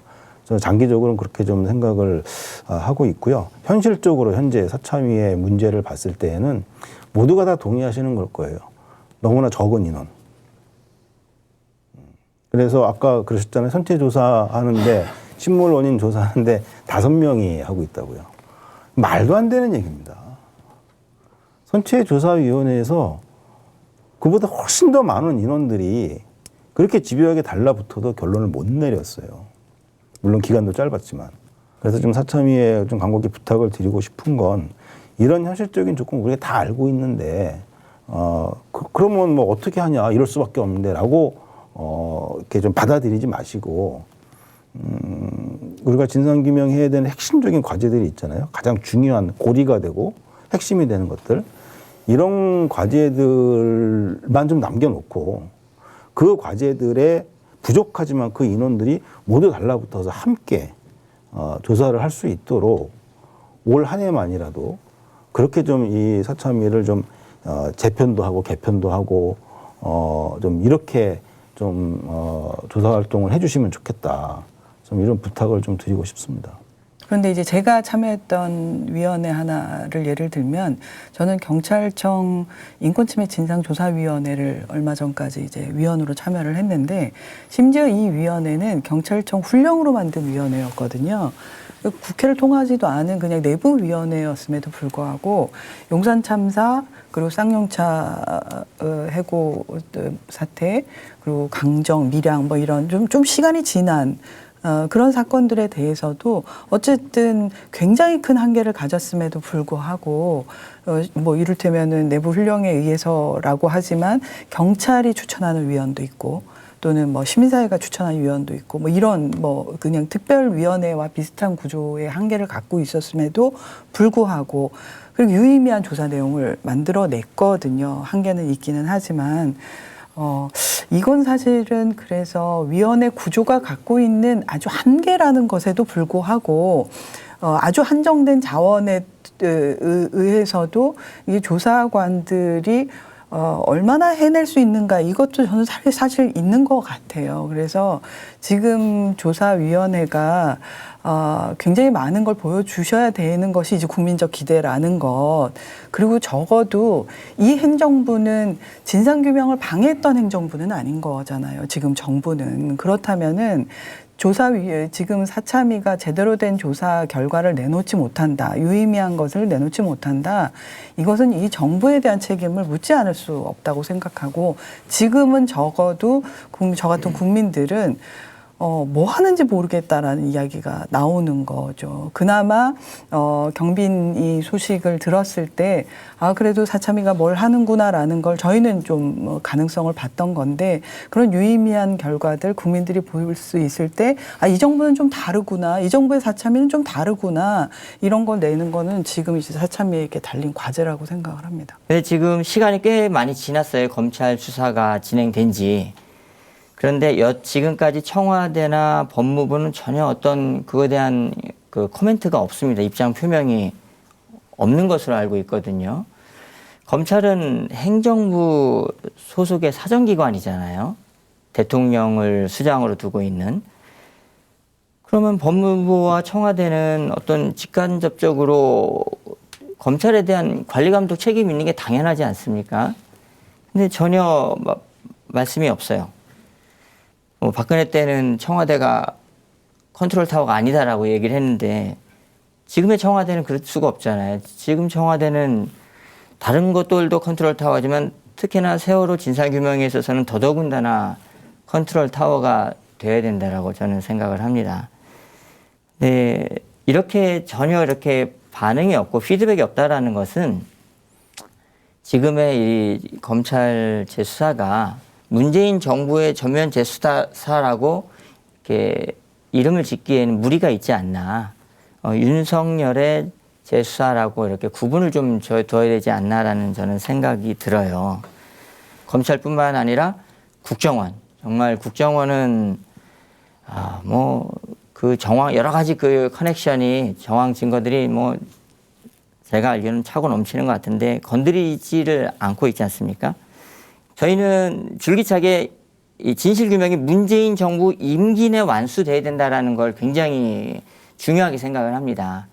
공소시효도 지금 거의 이제 마무리가 돼가는 그런 상황에서 정말 범죄자들을 처벌하기 위해서는 올해 안에 의미 있는 그런 결과들이 도출이 돼야 된다라는 것이고요. 그러니까 왜 침몰하게 됐는지에 대해서 문재인 정부 5년입니다. 5년 임기가 끝났을 때는 말씀을 해 주셨으면 저는 좋겠다라는 그냥 다음 정부로 넘기지는 말라는 거죠. 마무리를 한번 매듭은 져달라는 거죠. 시민들도 지쳐있고 유가족분들도 정말 많이 지쳐있다고 생각합니다. 6년이라는 시간은 충분히 그런 시간이고요. 많은 사람들이 피로감을 느끼고 있는 시간이 맞습니다. 근데 좀 문재인 정부에서 진상규명에 대해서 정말 확고한 의지를 가지고 최소한 한 번은 매듭을 져줄 필요가 있다라는 것에 대해서 좀 강하게 좀 말씀을 드리고 싶습니다. 그러니까 저도 이제 그 선체조사위원회 그러니까 정법적인 공식 조사 기구에 있다 보니까 그 외부에서 제기하는 수많은 어떤 침몰 원인을 설명하는 방식에 대해서 어떤 형태든지 정리가 좀 필요하다. 조사 기구로서 선행된 조사의 쟁점 그 부분과 관련돼서 몇 가지 반드시 해결돼야 되는 쟁점이 몇 가지가 저는 있다고 생각하거든요. 제가 생각하는 것은 AIS 데이터거든요. 근데 선체조사위원회는 어쨌든 AIS 데이터에 대해서 나름대로 검증을 했습니다. 했기 때문에 그 검증이 제대로 됐는지 그러면 또 지금 외부에서 제기하고 있는 AIS 데이터 조작 여부에 대해서 반드시 사참위가 최종적인 결론까지 도출해 주면 좋지 않을까라는 그런 과제가 하나 있는 거고요. 그리고 이제 두 번째 뭐 조타 장치 기기 결함 여부와 관련돼서 저희 선체조사위원회가 마지막에 할 때 조사 방법에 한계가 좀 일부 있었어요. 있었던 그 기반 하에 사참위가 제대로 조타 장치에 대한 부분에 대해서 검증을 했는지 아니면 과연 그 원인이 아닌 것인지 그리고 또 외부의 어떤 힘에 의한 가능성에 관련돼서 뭐 수많은 어떤 실험을 했죠. 자유항주 실험을 포함해서. 그렇지만 그것도 여전히 좀 의견 대립이 있었고 그렇다라고 하면 그 부분과 관련돼서 또 사참위가 최종적인 어떤 정리는 좀 줘야 되지 않을까. 만약에 그걸 정리가 안 된다면 이러이러한 조건 하에서 정리하기 힘들었다라고 해서 좀 마지막으로 좀 정리를 해줘야 되지 않을까 싶은 거고요. 한 가지 더 이렇게 아까 유경건 집행위원장이 말씀하신 내용 중에 좀 정말 공감하는 부분이 뭐냐면 정당의 어떤 관여를 하는 것이 정말 우리가 진실을 규명하는 데 있어서 적절한 방법인가에 대해서 좀 굉장히 많이 고민을 해야 될 때가 되지 않았나 싶습니다. 왜냐하면 제가 알고 있는 많은 그 외국의 사례를 보면 그 위원회가 처음부터 어떤 조사 과제를 위원들이 잠정적으로 선정되는 위원들이 합의를 하지 않으면 아니 조사 활동 자체를 못하는 방식으로 조사기구를 출범시킨다라고 하는 그런 사례도 있거든요. 그런데 입장이 다르니까 조사의 방향도 달라지고 입장이 다르니까 결론도 달라진다는 거죠. 그것은 우리가 어떤 진상을 밝혀서 우리 사회가 가려고 하는 제도 개선에 전혀 도움이 안 된다라고 저는 좀 말씀을 드리고 싶고 그런 차원에서 어떤 참사가 나는 경우에 정당 추천을 받는 방식이 아닌 일단 무조건 참사가 나면 일정한 중대 재난 사고가 나면 조사기구가 발족되는 기본적인 법이 좀 있었으면 좋겠다. 이 특별조사위원회는 어느 누구도 부정할 수 없을 겁니다. 저희 피해자들과 시민들의 힘으로 만든 거예요. 국회를 설득을 해서 온갖 방해에도 무릅쓰고 물론 그 과정에서 뭐 법도 좀 이렇게 좀 팀이해지기도 하고 여러 가지 한계가 더 생기기도 하고 그랬습니다만 그 말은 뭐냐면 이 사참위가 얼마나 이 조사 활동을 제대로 잘 해내느냐, 얼마나 성과를 내느냐가 조사관들이나 위원들 자체의 어떤 스스로의 노력도 굉장히 중요한 거지만 이 특조위를 만든 피해자들과 시민들의 힘이 사참위가 제대로 조사 활동을 할 수 있도록 도울 수 있다는 거죠. 예. 그런데 이제 그런 측면에서 사실 아쉬운 게 굉장히 많은 거예요.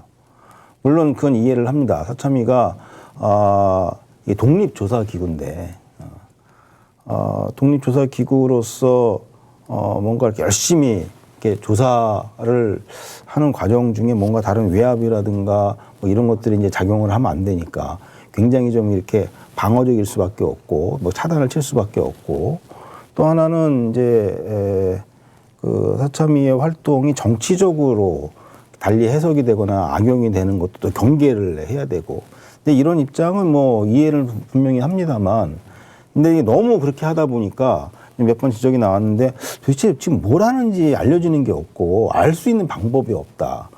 물론 조사 내용을 미리 공개하거나 알릴 수는 없죠. 뭐 그렇게는 할 수는 없어요. 그러나 최소한 지금 사참위가 조사 활동을 하는데 무엇이 힘들고 또 무엇이 장벽이고 또 무엇을 뛰어넘어야 하고 이런 어려움들이 있다고 하는 것들은 이 사참위를 만들어준 피해자와 국민들에게 알릴 필요가 있다고 보는 거거든요. 그랬을 때 도울 수 있으면 돕고 아니면 또 질책할 게 있으면 또 질책을 하고 뭐 이런 게 사실은 이게 서로 소통이 되면서 어쨌든 사참위가 노력을 하고 있구나 이런 생각을 할 수가 있는 건데 그런 것마저 제가 볼 때 사참위가 먼저 차단을 한 게 아니냐. 그러다 보니까 실제로는 하고 있는데 아무것도 안 하는 것처럼 사람들이 인식할 수밖에 없고 그렇다고 해서 아니에요 우리 그거 하고 있어요라고 말하는 것도 뻘쭘해지고 그래서 꼭 부탁이라기보단 좀 지적? 예.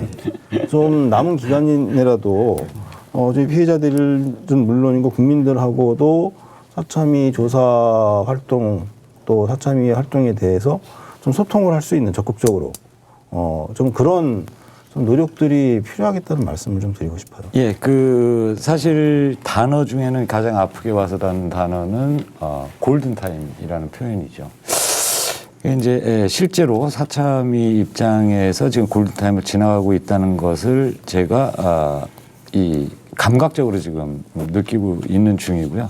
그래서 향후 상황을 잠깐 말씀을 드리면 4월 말 5월 초 사이에 저희들이 3개 내지 4개 수사 요청을 일단 할 겁니다. 그게 이제 뭐 참사 원인의 핵심적인 사안이라든가 뭐 이렇게까지 연결될 수 있을지는 모르겠는데 그래서 이제 서로 다 논의도 해보고 이제 설득을 서로 필요하니 집중하자. 이제 이런 이제 과정이 좀 필요할 것 같고 그래서 선택과 집중을 좀 생각을 하고 있습니다. 그래서 내부에서도 요구가 많았으나 이제 사실은 좀 잘 안 됐던 건 홍보입니다. 지금 말씀하신 무엇을 하고 있고 홍보라기보다는 소통이죠. 실제로 소통을 하기가 쉽지가 않았다는 점은 다시 한번 죄송하다는 말씀을 솔직하게 드리는 게 맞는데 이제 그만큼 저희들도 예민할 수밖에 없었다라고 좀 양해를 좀 구하고 싶고요. 이제 저희들이 앞으로는 가급적이면은 더 그 소통을 하고 왜냐하면 이제 마무리 단계고 골든 타임인 걸 다 알기 때문에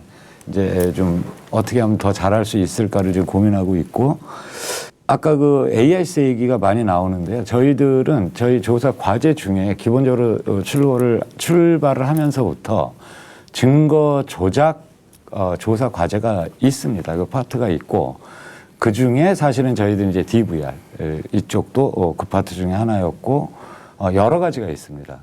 여기에 AIS도 당연히 포함이 돼 있는 거고요. 그러니까 그게 어떤 뭐 의혹이 명확해서 이걸 착목해가지고 그걸 막 이런 취지가 아니고 워낙 중요하거든요. 왜냐하면은 선조위에서 나중에 마린에서 이렇게 이 자유 항주 실험도 실제로 AIS 항적이 기반이 돼서 그 실험을 한 건데 만약에 AIS 항적에 뭔가 문제가 있다고 하면 그 모든 조사가 사실은 무의로 돌아가는 상황이기 때문에 그만큼 중요한 데이터이기 때문에 저희들이 조금 더 철저하게 검증하고 지금 철저하게 들여다보고 있고 실제로 보고 있습니다. 실제로 보고 있고 지금 아까 말씀하신 그 부분 그러니까 우리 조선재 선생님이 말씀하신 그 부분에 관해서는 이게 뭐 공식 과제로 지금 채택을 한다기보다는 일단 전반적으로 보고 있는 저희들이 모르고 있지 않다라는 정도는 말씀을 드리면 정확할 것 같고요. 앞으로 조금 더 집중을 해야 되겠다라고 싶은 쪽은 이게 증거 조작 쪽으로는 조금 더 강화가 필요합니다. 이제 매듭을 지어야 되니까 그러니까 실제로 어떤 데이터가 어디서 어떻게 문제가 있었으면 있었다. 그리고 이게 뭐 실제로 어디에서 어떤 문제가 있었냐 이런 부분들을 의혹 수준으로는 안 되기 때문에 저희들이 좀 밝혀놔야 돼서 그런 정도는 말씀을 드려도 괜찮을 것 같습니다. 경빈이 어머니가 청와대에서 계속 1인 시위를 하고 있어요. 모두 다 아시는 것 같지만 또 모르시기도 하잖아요. 근데 어머니 입장에서 보면 정말로 그거라도 안 하고 그거라도 붙잡지 않고서는 저는 못 버틸 것 같거든요. 그래서 주말을 제외하고는 점심시간에 2시간 정도 꼬박꼬박 그 자리를 지키고 계세요. 저는 이걸 시민들이 꼭 알아주셨으면 좋겠고 지나가시다가라도 꼭 한번 들려봐 주셨으면 좋겠고 그리고 검찰 조사에서 뭐 혐의 없음 뭐 이렇게 계속 얘기를 하고 있는데 어머님이 어떤 심정일지 검찰이 다시 한번 분명하게 알았으면 좋겠습니다. 사전에 이제 시민분들 의견들을 좀 받은 게 있어서요. 시민분들이 세월호 참사를 어떻게 생각하시는지 그런 부분에서 짧게 한 3분 정도, 많은 분들이 보내주셨는데 시간 관계상 3분 정도만 소개를 시켜드리고 이제 다음 순서로 넘어가도록 하겠습니다. 대통령이 강력한 리더십으로 직접 지시하고 진행해 주세요. 조사단이 강력한 권한이 없고 조사단 구성원이 의지가 없어요. 임기 내에 강하게 추진해 주세요. 조선재 선생님 말씀하셨던 것처럼 좀 의지를 가지고 좀 진행을 해줬으면 좋겠다라는 말씀이신 것 같고요. 그 다음에 다른 분 의견으로는 모든 참사 원인 책임 처벌할 수 있는 법적 조치가 필요하다. 더 철저하게 투명하게 조사되어야 한다. 6년 그 세월이 60년 600년으로 느껴질 부모님들께 죄송합니다라는 말씀을 남겨주셨습니다. 그리고 이제 총선을 앞두고도 이제 사실 되게 많은 관심이 있잖아요. 사실 이전에도 그렇고 일기 특조위 때도 그렇고 이제 이제 사회적 참사 특별조사위원회도 사실 국회의 상황이라든지 이런 게 되게 크게 좌우가 됐던 부분이 있어서 21대 총선을 앞두고도 또 시민분들 의견이 많이 있는 것 같습니다. 좀 긴 글을 남겨주셨는데 그 중에 일부를 좀 읽어드리도록 하겠습니다. 총선이 며칠 남지 않았지만 각 정당의 세월호 참사의 진상규명을 위한 국민 생명 안전에 대한 공약을 요구하고 참여하는 정당을 사회적으로 공표를 해나가는 것이 어떨까 싶습니다. 총선 후에도 약속한 당이나 후보에게 입법을 요구할 수 있고요. 문 대통령의 임기가 막바지에 들었으니 대통령에 상관없이 국민 생명 안전에 대한 책임에 대한 강력한 입법이 세워지도록 노력하는 것에 총력을 기울이는 전 국민을 상대로 한 추모식이나 공개적인 행사로 국민들에게 피로감을 준다는 억울한 말을 듣는 것보다는 국회에서 법적으로 참사에 대한 모든 책임을 증명하고 처벌할 수 있는 입법이 효과적이라고 생각합니다. 이 부분 아까 변호사님이 말씀하셨던 어떤 대형 참사에 대한 조사기구들을 상설화하거나 국회가 좀 의지를 가지고 정치적 유불리가 아니라 좀 조사를 할 필요가 있겠다라는 좀 생각이 든 그 의견들을 말씀해 주시는 것 같습니다. 근데 국회에다 이제 그 각 정당에다가 의견을 물어보고 그 답신을 받는 것들은 지금 진행되고 있는 걸로 알고 있는데 예. 정당이 요구한다기보다는 네.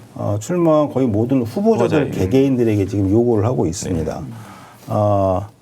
이제 저희들이 이제 요구한 거는 아까 이제 초반에 이제 소개를 해주셨으니까 다시 말씀을 안 드릴 텐데 결국 가장 중요한 것은 대통령 기록물을 공개하도록 결의하는 것, 그 다음에 생명 안전과 관련된 그런 법안들을 만들도록 약속을 받는 것, 이런 내용을 중심으로 하고 있는데, 아마 며칠 전에 이제 1차 중간 발표를 했는데요.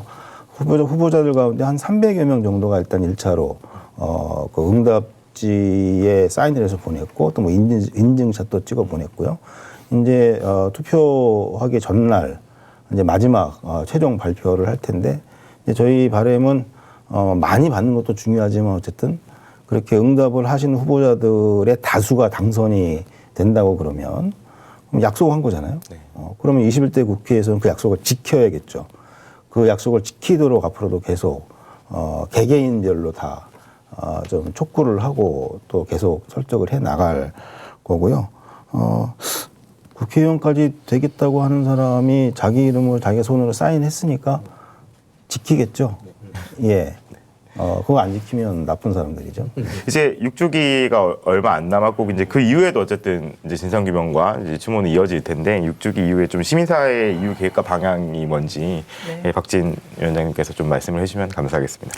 뭐 지금 말씀하셨듯이 국회가 이제 새롭게 구성되면 그 약속에 대해서 확인하는 작업이 들어갈 겁니다. 그래서 실제로 입법 활동들 그리고 대통령 기록물 같은 경우는 국회의원들 결의에 의해서 3분의 2 이상의 네. 결의죠. 결의에 의해서 공개할 수 있다고 하기 때문에 일단 최우선적으로 요구를 하게 될 거고요.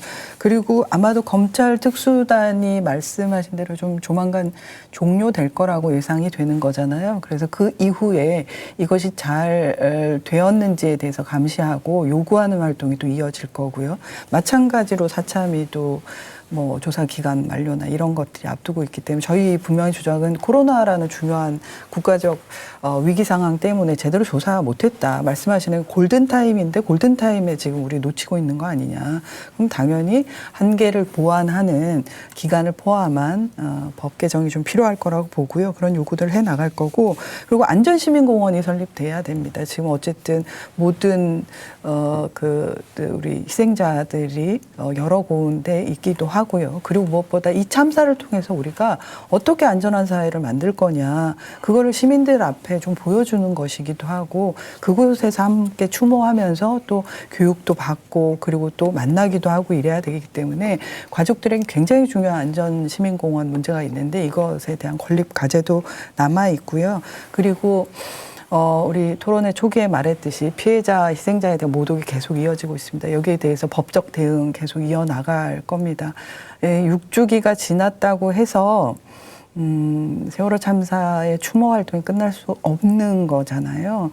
특히 이제 돌아오는 4월 16일마다 우리는 관심을 가지지만 정말 놓치지 말았으면 좋겠는 것은 4월 16일 이후가 더 중요하다는 것, 그 이후의 활동에 주목하고 함께해 주셨으면 좋겠습니다. 가족분들 내부에서도 여러 가지 좀 이후 계획이라든지 이후 방향이 어때야 될까 고민들이 많으신 걸로 알고 있는데, 유경근 집행위원장님께서 좀 말씀을 해주시면 감사하겠습니다. 저희 세월호 참사 가족협의회에 있는 모든 엄마 아빠들이 지금 굉장히 위기감을 많이 느끼고 있습니다.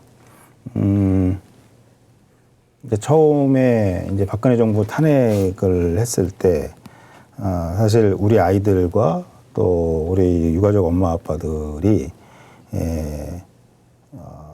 어떤 그 시발점이 되고 어떤 그 기폭제가 돼서 그런 탄핵을 이끌어냈고 또 적폐청산을 시작할 수 있었다, 이제 이런 평가들을 많이 해주셨잖아요. 그리고 현재 문재인 대통령뿐만 아니라 거의 모든 정치인들이 세월호 참사로 인해서 이렇게 시대가 바뀌었다, 이러한 좀 평가도 스스로도 하고 계시고요. 그래서 이제 저희들이 처음에 기대를 많이 가졌던 거죠. 이제는 우리가 이렇게 거리에서 고생 안 해도 진상 규명도 되고 책임자도 찾아내고 그래서 우리 아이들의 희생을 헛되지 않게 만들 수 있는 그런 안전한 사회를 곧 만들 수 있겠구나, 이런 기대를 많이 가졌죠. 그러고 나서 3년이 지났는데 별반 그렇게 상황이, 진상 규명이라는 측면에서 보면 별반 그렇게 상황이 좀 이렇게 좋아진 것 같지는 않습니다. 그리고 그동안 지금 앞에 계속 얘기했던 대로 올해 중에 특별수사단 수사도 끝나고 연말에는 사참위 조사도 끝나고 이러면 이제 법적으로 공식적으로 진상규명을 할 수 있는 기구가 다 사라져 버리는 거죠. 그러면 진상규명 겨우 여기까지 하고 끝나나? 이런 위기감을 지금 가족들이 다 갖고 있어요. 그래서 얼마 전에도 가족들끼리 한 50여 명 모여서 긴 시간 동안 관련된 토론도 아주 치열하게 했는데, 그런 토론을 통해서 확인할 수 있었던 것은 올해는 마지막이다 생각을 하고, 실제 진상규명을 해낼 수 있는 마지막 기회다 생각을 하고, 5년 전, 6년 전처럼 우리 엄마 아빠들이 다시 나서야 되겠다. 뭐라도 후회 안 하려면 뭐라도 해야 되겠다. 그 방향은 지금 정부가 진상규명 약속, 그 책임을 이행할 수 있도록 끌고 가야 되겠다. 이런 각오들, 다짐들을 많이 해주신 거죠. 그래서 지금 이제 6주기 끝나고 나면 그럼 아마 가족들이 그러한 뜻을 뭐 행동으로 또 함께 보여줄 수 있지 않을까, 그런 계획들을 좀 만들어 가고 있고요. 결국엔 박근혜 정부 때에도 그렇게 탄압하고 방해하던 그 시절에도 우리는 특별법 만들고 특조위 만들고 세월호도 인양하고 생명안전공원도 결정을 짓고 그런 일들을 해왔단 말이죠. 이게 다 저희 피해자들은 물론이고 시민들이 함께 해주신 덕분인데, 근데 지금 그런 일을 못할 이유가 뭐가 있을까?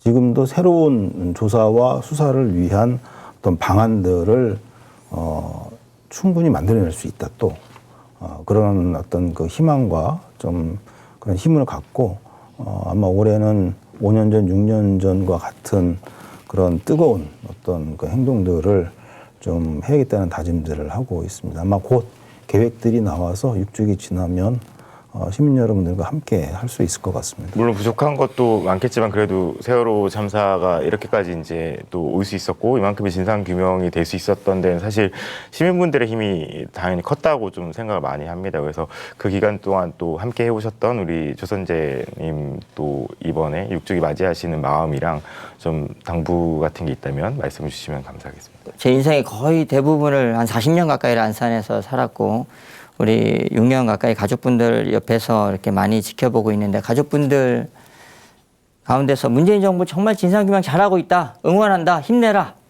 하는 분을 본 적이 없습니다.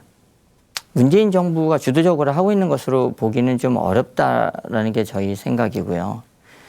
시민들이 좀 원하는 거는 대통령의 행정부가 책임을 지고 대통령께서 후보자 시설부터 분향소에, 안산 분향소에 오셔서도 정말 이거 안 되면 행정부 자체적인 그 역량으로도 수사하고 이것을 세월호 진상규명을 하겠다라는 의지를 그 이후로도 가족분들 앞에서 여러 번 천명하신 걸로 알고 있습니다.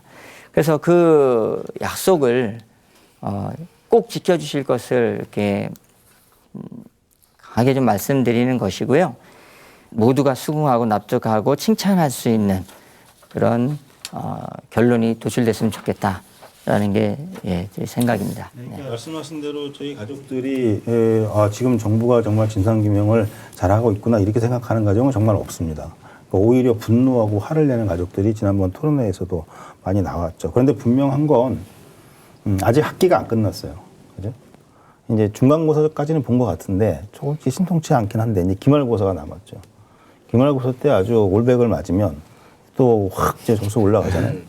그러니까 이제 드리고 싶은 말씀은 뭐냐면 아직까지 기회는 있다. 지금 정부가 진상규명의 약속과 책임을 이행하고 지킬 수 있는 시간이 그래도 아직은 1년 남아있다는 것이죠. 이 1년 동안 어떻게 할 것이냐. 그건 사실은 답이 나와 있습니다. 무엇을 해야 할지는 이미 답이 나와 있어요. 그래서 이번에 저희가 6주기를 맞이해서 정부에, 국회에도 요구하고 사참위에도 요구하고 특수단에도 요구했지만 동시에 정부에 요구하는 게 아주 단순합니다. 그냥 추상적으로 약속 이행하십시오. 뭐 이거만 얘기하는 게 아니고요. 손 첫 번째는 이제 그 특수단이 며칠 전에 그 국가기록원을 압수수색을 했잖아요. 사실은 진작에 했어야 되는 일인데 이제라도 하는 겁니다. 그런 검찰이 뭐 압수수색 뭐 아니면 국회 동의 이런 거 필요 없이 정부가 할 수 있는 일들이 있거든요. 그건 뭐냐면 자신들이 갖고 있는 기록들, 예를 들어서 청와대 기록물은 그당 대통령 기록물 넘어간 것도 있지만 그러지 않은 것들도 있거든요. 그다음에 뭐 해경, 해수부, 그다음에 뭐 해군, 그다음에 국정원, 기무사 이런 곳에서 갖고 있는 세월호 참사 당시의 온갖 기록들, 데이터들 이거는 뭐 누구한테 물어볼 것도 없이 그냥 정부가 스스로 결정을 해서 공개하면 되는 일입니다. 그것을 지금 요구를 그래서 구체적으로 하고 있는 거예요. 그것이 바로 진상규명을 가장 빠른 시간 안에 제대로 하기 위한 가장 중요한 첫 걸음이다. 이제라도 그것을 요구하고 있는 것이고, 그다음에 그렇게 하고 나서 또 동시에 해야 될 것은 이제 곧 끝날 것으로 예상되는 수사와 조사를 이제부터는 정부가 스스로 국회에 떠넘기지 말고 피해자들에 떠넘기지 말고 이제는 정부가 직접 스스로 수사와 조사를 챙겨라 하셔라. 이 두 가지 요구를 좀 구체적으로 하고 있는 것이고요. 여기에 대해서 지금부터 정부가 검토하고 계획을 세우고 그래서 수사가 끝나기 전에 그러한 계획을 실행할 수 있는 준비도 같이 하시고 상황 파악도 하시고 지금부터 그 일들을 진행을 하셔야 되겠다. 그러면 아마 기말고사는 올백 맞지 않으실까 봅니다. 최근에 읽었던 책 중에 가장 인상 깊었던 게 세월호 유가족들의 투쟁의 놀라운 점은 그러니까 기존 우리 사회가 밝힐 수 있는 정의라고 얘기했던 낡은 정의관념을 자기들도 모르는 새에 깨버렸던 것이 가장 위대하다는 어떤 그 문구를 읽은 적이 있거든요. 이건 그러니까 왜 우리가 기소권, 수사권 있는 특별조사위원회 얘기할 때 모든 법률가들이 불가능하다고 얘기를 했거든요. 근데 그 불가능한 것을 현실화했던 근접하게 했던 게 전 유가족들의 투쟁이었거든요. 저는 전대미문의 투쟁이었던 거라고 생각을 해요. 그랬기 때문에 그 박근혜 3년 동안도 그나마 그만큼 우리가 걸어올 수 있었고 그리고 적폐를 무너뜨릴 수 있었어요. 유가족들이 지금 요구하시는 이 방향이 저는 허무맹랑하지 않다고 생각해요. 낡은 진리 개념, 정의 개념을 확장하는 또 다른 국면의 요구라고 생각을 하기 때문에 정말 유의미하게 지금 기말고사를 잘 치르기 위해서 노력해야 된다. 이렇게 마지막 얘기 저도 하고 싶습니다. 가족분들과 시민분들이 공동으로 이제 고소고발한 내용들이 많이 있잖아요. 이 관련해서 좀 이 수사를 진행하는 데 있어서 좀 어떤 방식으로 검찰이 좀 진행을 했으면 좋겠다 이런 당부와 좀 말씀을 이제 그 이정현 변호사님한테 좀 들어보겠습니다. 수사 방법 관련해서는 어쨌든 뭐 검찰이 해야 될 거지만 아까 이병건 집행위원장이 말씀하신 내용 중에 그 대통령 지정 기록물 중에 세로와 관련 자료는 최대한 많이 확보를 해서 그날 무슨 일이 있었는지 그리고 그 이후에 무엇을 은폐하려고 했는지에 대해서는 반드시 짚고 넘어가야 된다 생각하고요. 그다음에 또 하나는 그 감사원에 자료 압수수색 했으니까 그 세월호와 관련된 내용을 왜 그 감사원장이 직접 대통령께 보고를 했는지 그리고 보고하는 과정에서 기존의 감사 내용을 축소하려고 했던 건 아닌 건지에 대해서는 좀 반드시 밝혀서 그것이 검찰 특수단의 어떤 의지이면서 성과를 드러내는 부분이라고 생각하고요. 그래서 다시 말씀드리면 어쨌든 철저한 성역 없는 수사는 있어야 될 것이라고 생각하고 다만 계속해서 이제 그 특별수사단의 법리적인 관점, 법조인의 관점에서 접근하는 내용 중에 아까 말한 그러니까 기소와 처벌, 유죄, 재판을 전제로 한 수사를 하게 되면 정말 별로 할 게 없어요. 하지만 정작 알고 싶은 것은 국민이 알고 싶은 것은 유가족이 알고 싶은 것은 우리가 침몰 원인이 어떤 원인에 의해서 그 우리 아이들이 못 돌아온 원인은 좀 알아야 되지 않겠냐라는 부분에 대해서도 어떤 그 자식을 잃은 우리 가족을 잃은 그 사람들의 어떤 심정에서 좀 밝혀줘야 될 것들도 좀 철저하게 좀 밝혀줬으면 좋겠다. 그런 딱 말씀을 드리고 싶습니다. 박병호 국장님께서 좀 이후 대략적인 일정이나 이제 좀 진상규명에 나서는 마음가짐 이런 부분을 좀 짧게 말씀해 주시면 예. 하나하나 들여다보지 않으면 증거를 잡을 수 없고 급하다고 후다닥 하다 보면 그냥 비켜나가는 게 많거든요. 그래서 이제 그런 어려움들은 존재하는 것이고 물리적으로 사실은 저희 이 조사 기구의 어떤 물리적 힘이 그렇게 크지 않은 것도 인정하는 사실이지만 거기에 저희들이 핑계를 대거나 이럴 생각 추호도 없고 저희들 입장에서는 할 수 있는 만큼 나중에 저희들도 후회를 하면 안 되잖아요. 그래서 이제 후회하지 않을 수 있도록 최선을 다하겠다. 이런 이제 추상적인 말씀 외에 뭐 어떻게 드릴 수 있을지 모르겠는데 앞으로는 조금 더 이 국민들과 그리고 우리 가족들 그리고 시민분들과 다 소통을 조금 더 예민하게 어떻게 잘 할까 이거 좀 고민을 안고 가고요. 어쨌든 저희들이 조사기관은 조사로 답을 해야 됩니다. 사실 중간에 뭐 어떤 걸 잘하니 못하니 얘기하는 건 큰 의미가 없는 거라고 아직까지 생각을 해서 조사에 매진하되 어떻게 하면 좀 더 소통을 잘할 수 있는지 좀 고민해 보겠습니다.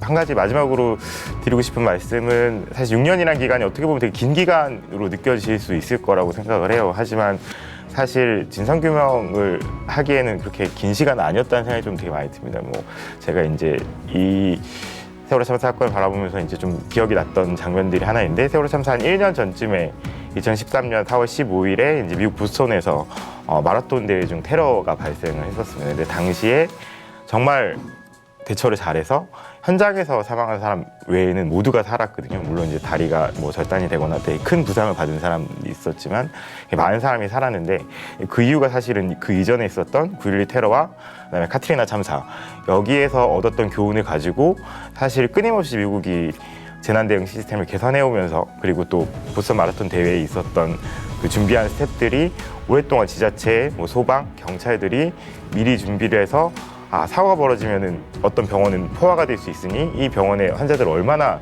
따로따로 배치해야 될 것인가, 이런 거를 다 고민해왔었던 게 두 개가 연결이 돼서 사실 보스턴 마라톤 대회 테러가 참사였음에도 불구하고 많은 사망자를 내지 않고 마무리가 될 수 있었거든요. 그래서 전 이 6년이라는 시간이 어떻게 보면 당장 내년 혹은 10년 뒤에 있을 되게 커다란 참사를 막을 수 있는 교훈들을 우리가 배웠던 시간이고, 어떤 의미에서 우리가 앞으로 더 잘 살아가기 위해서, 이 잘 살아간다는 게 풍족한 거 넘어서 정말 생존하기 위해서 우리에게 많은 교훈들을 준 시간들이라고 생각을 합니다. 그 시간은 6년이 됐든 60년이 됐든 부족한 시간들이 아니라고 생각합니다. 그래서 정말로 좀 지치지 말고 피로감을 느끼지 말고 더 나은 안전한 사회를 위해서 우리가 뭘 할 수 있을지 고민하는 이제 6주기가 됐으면 좋겠다는 생각이 듭니다.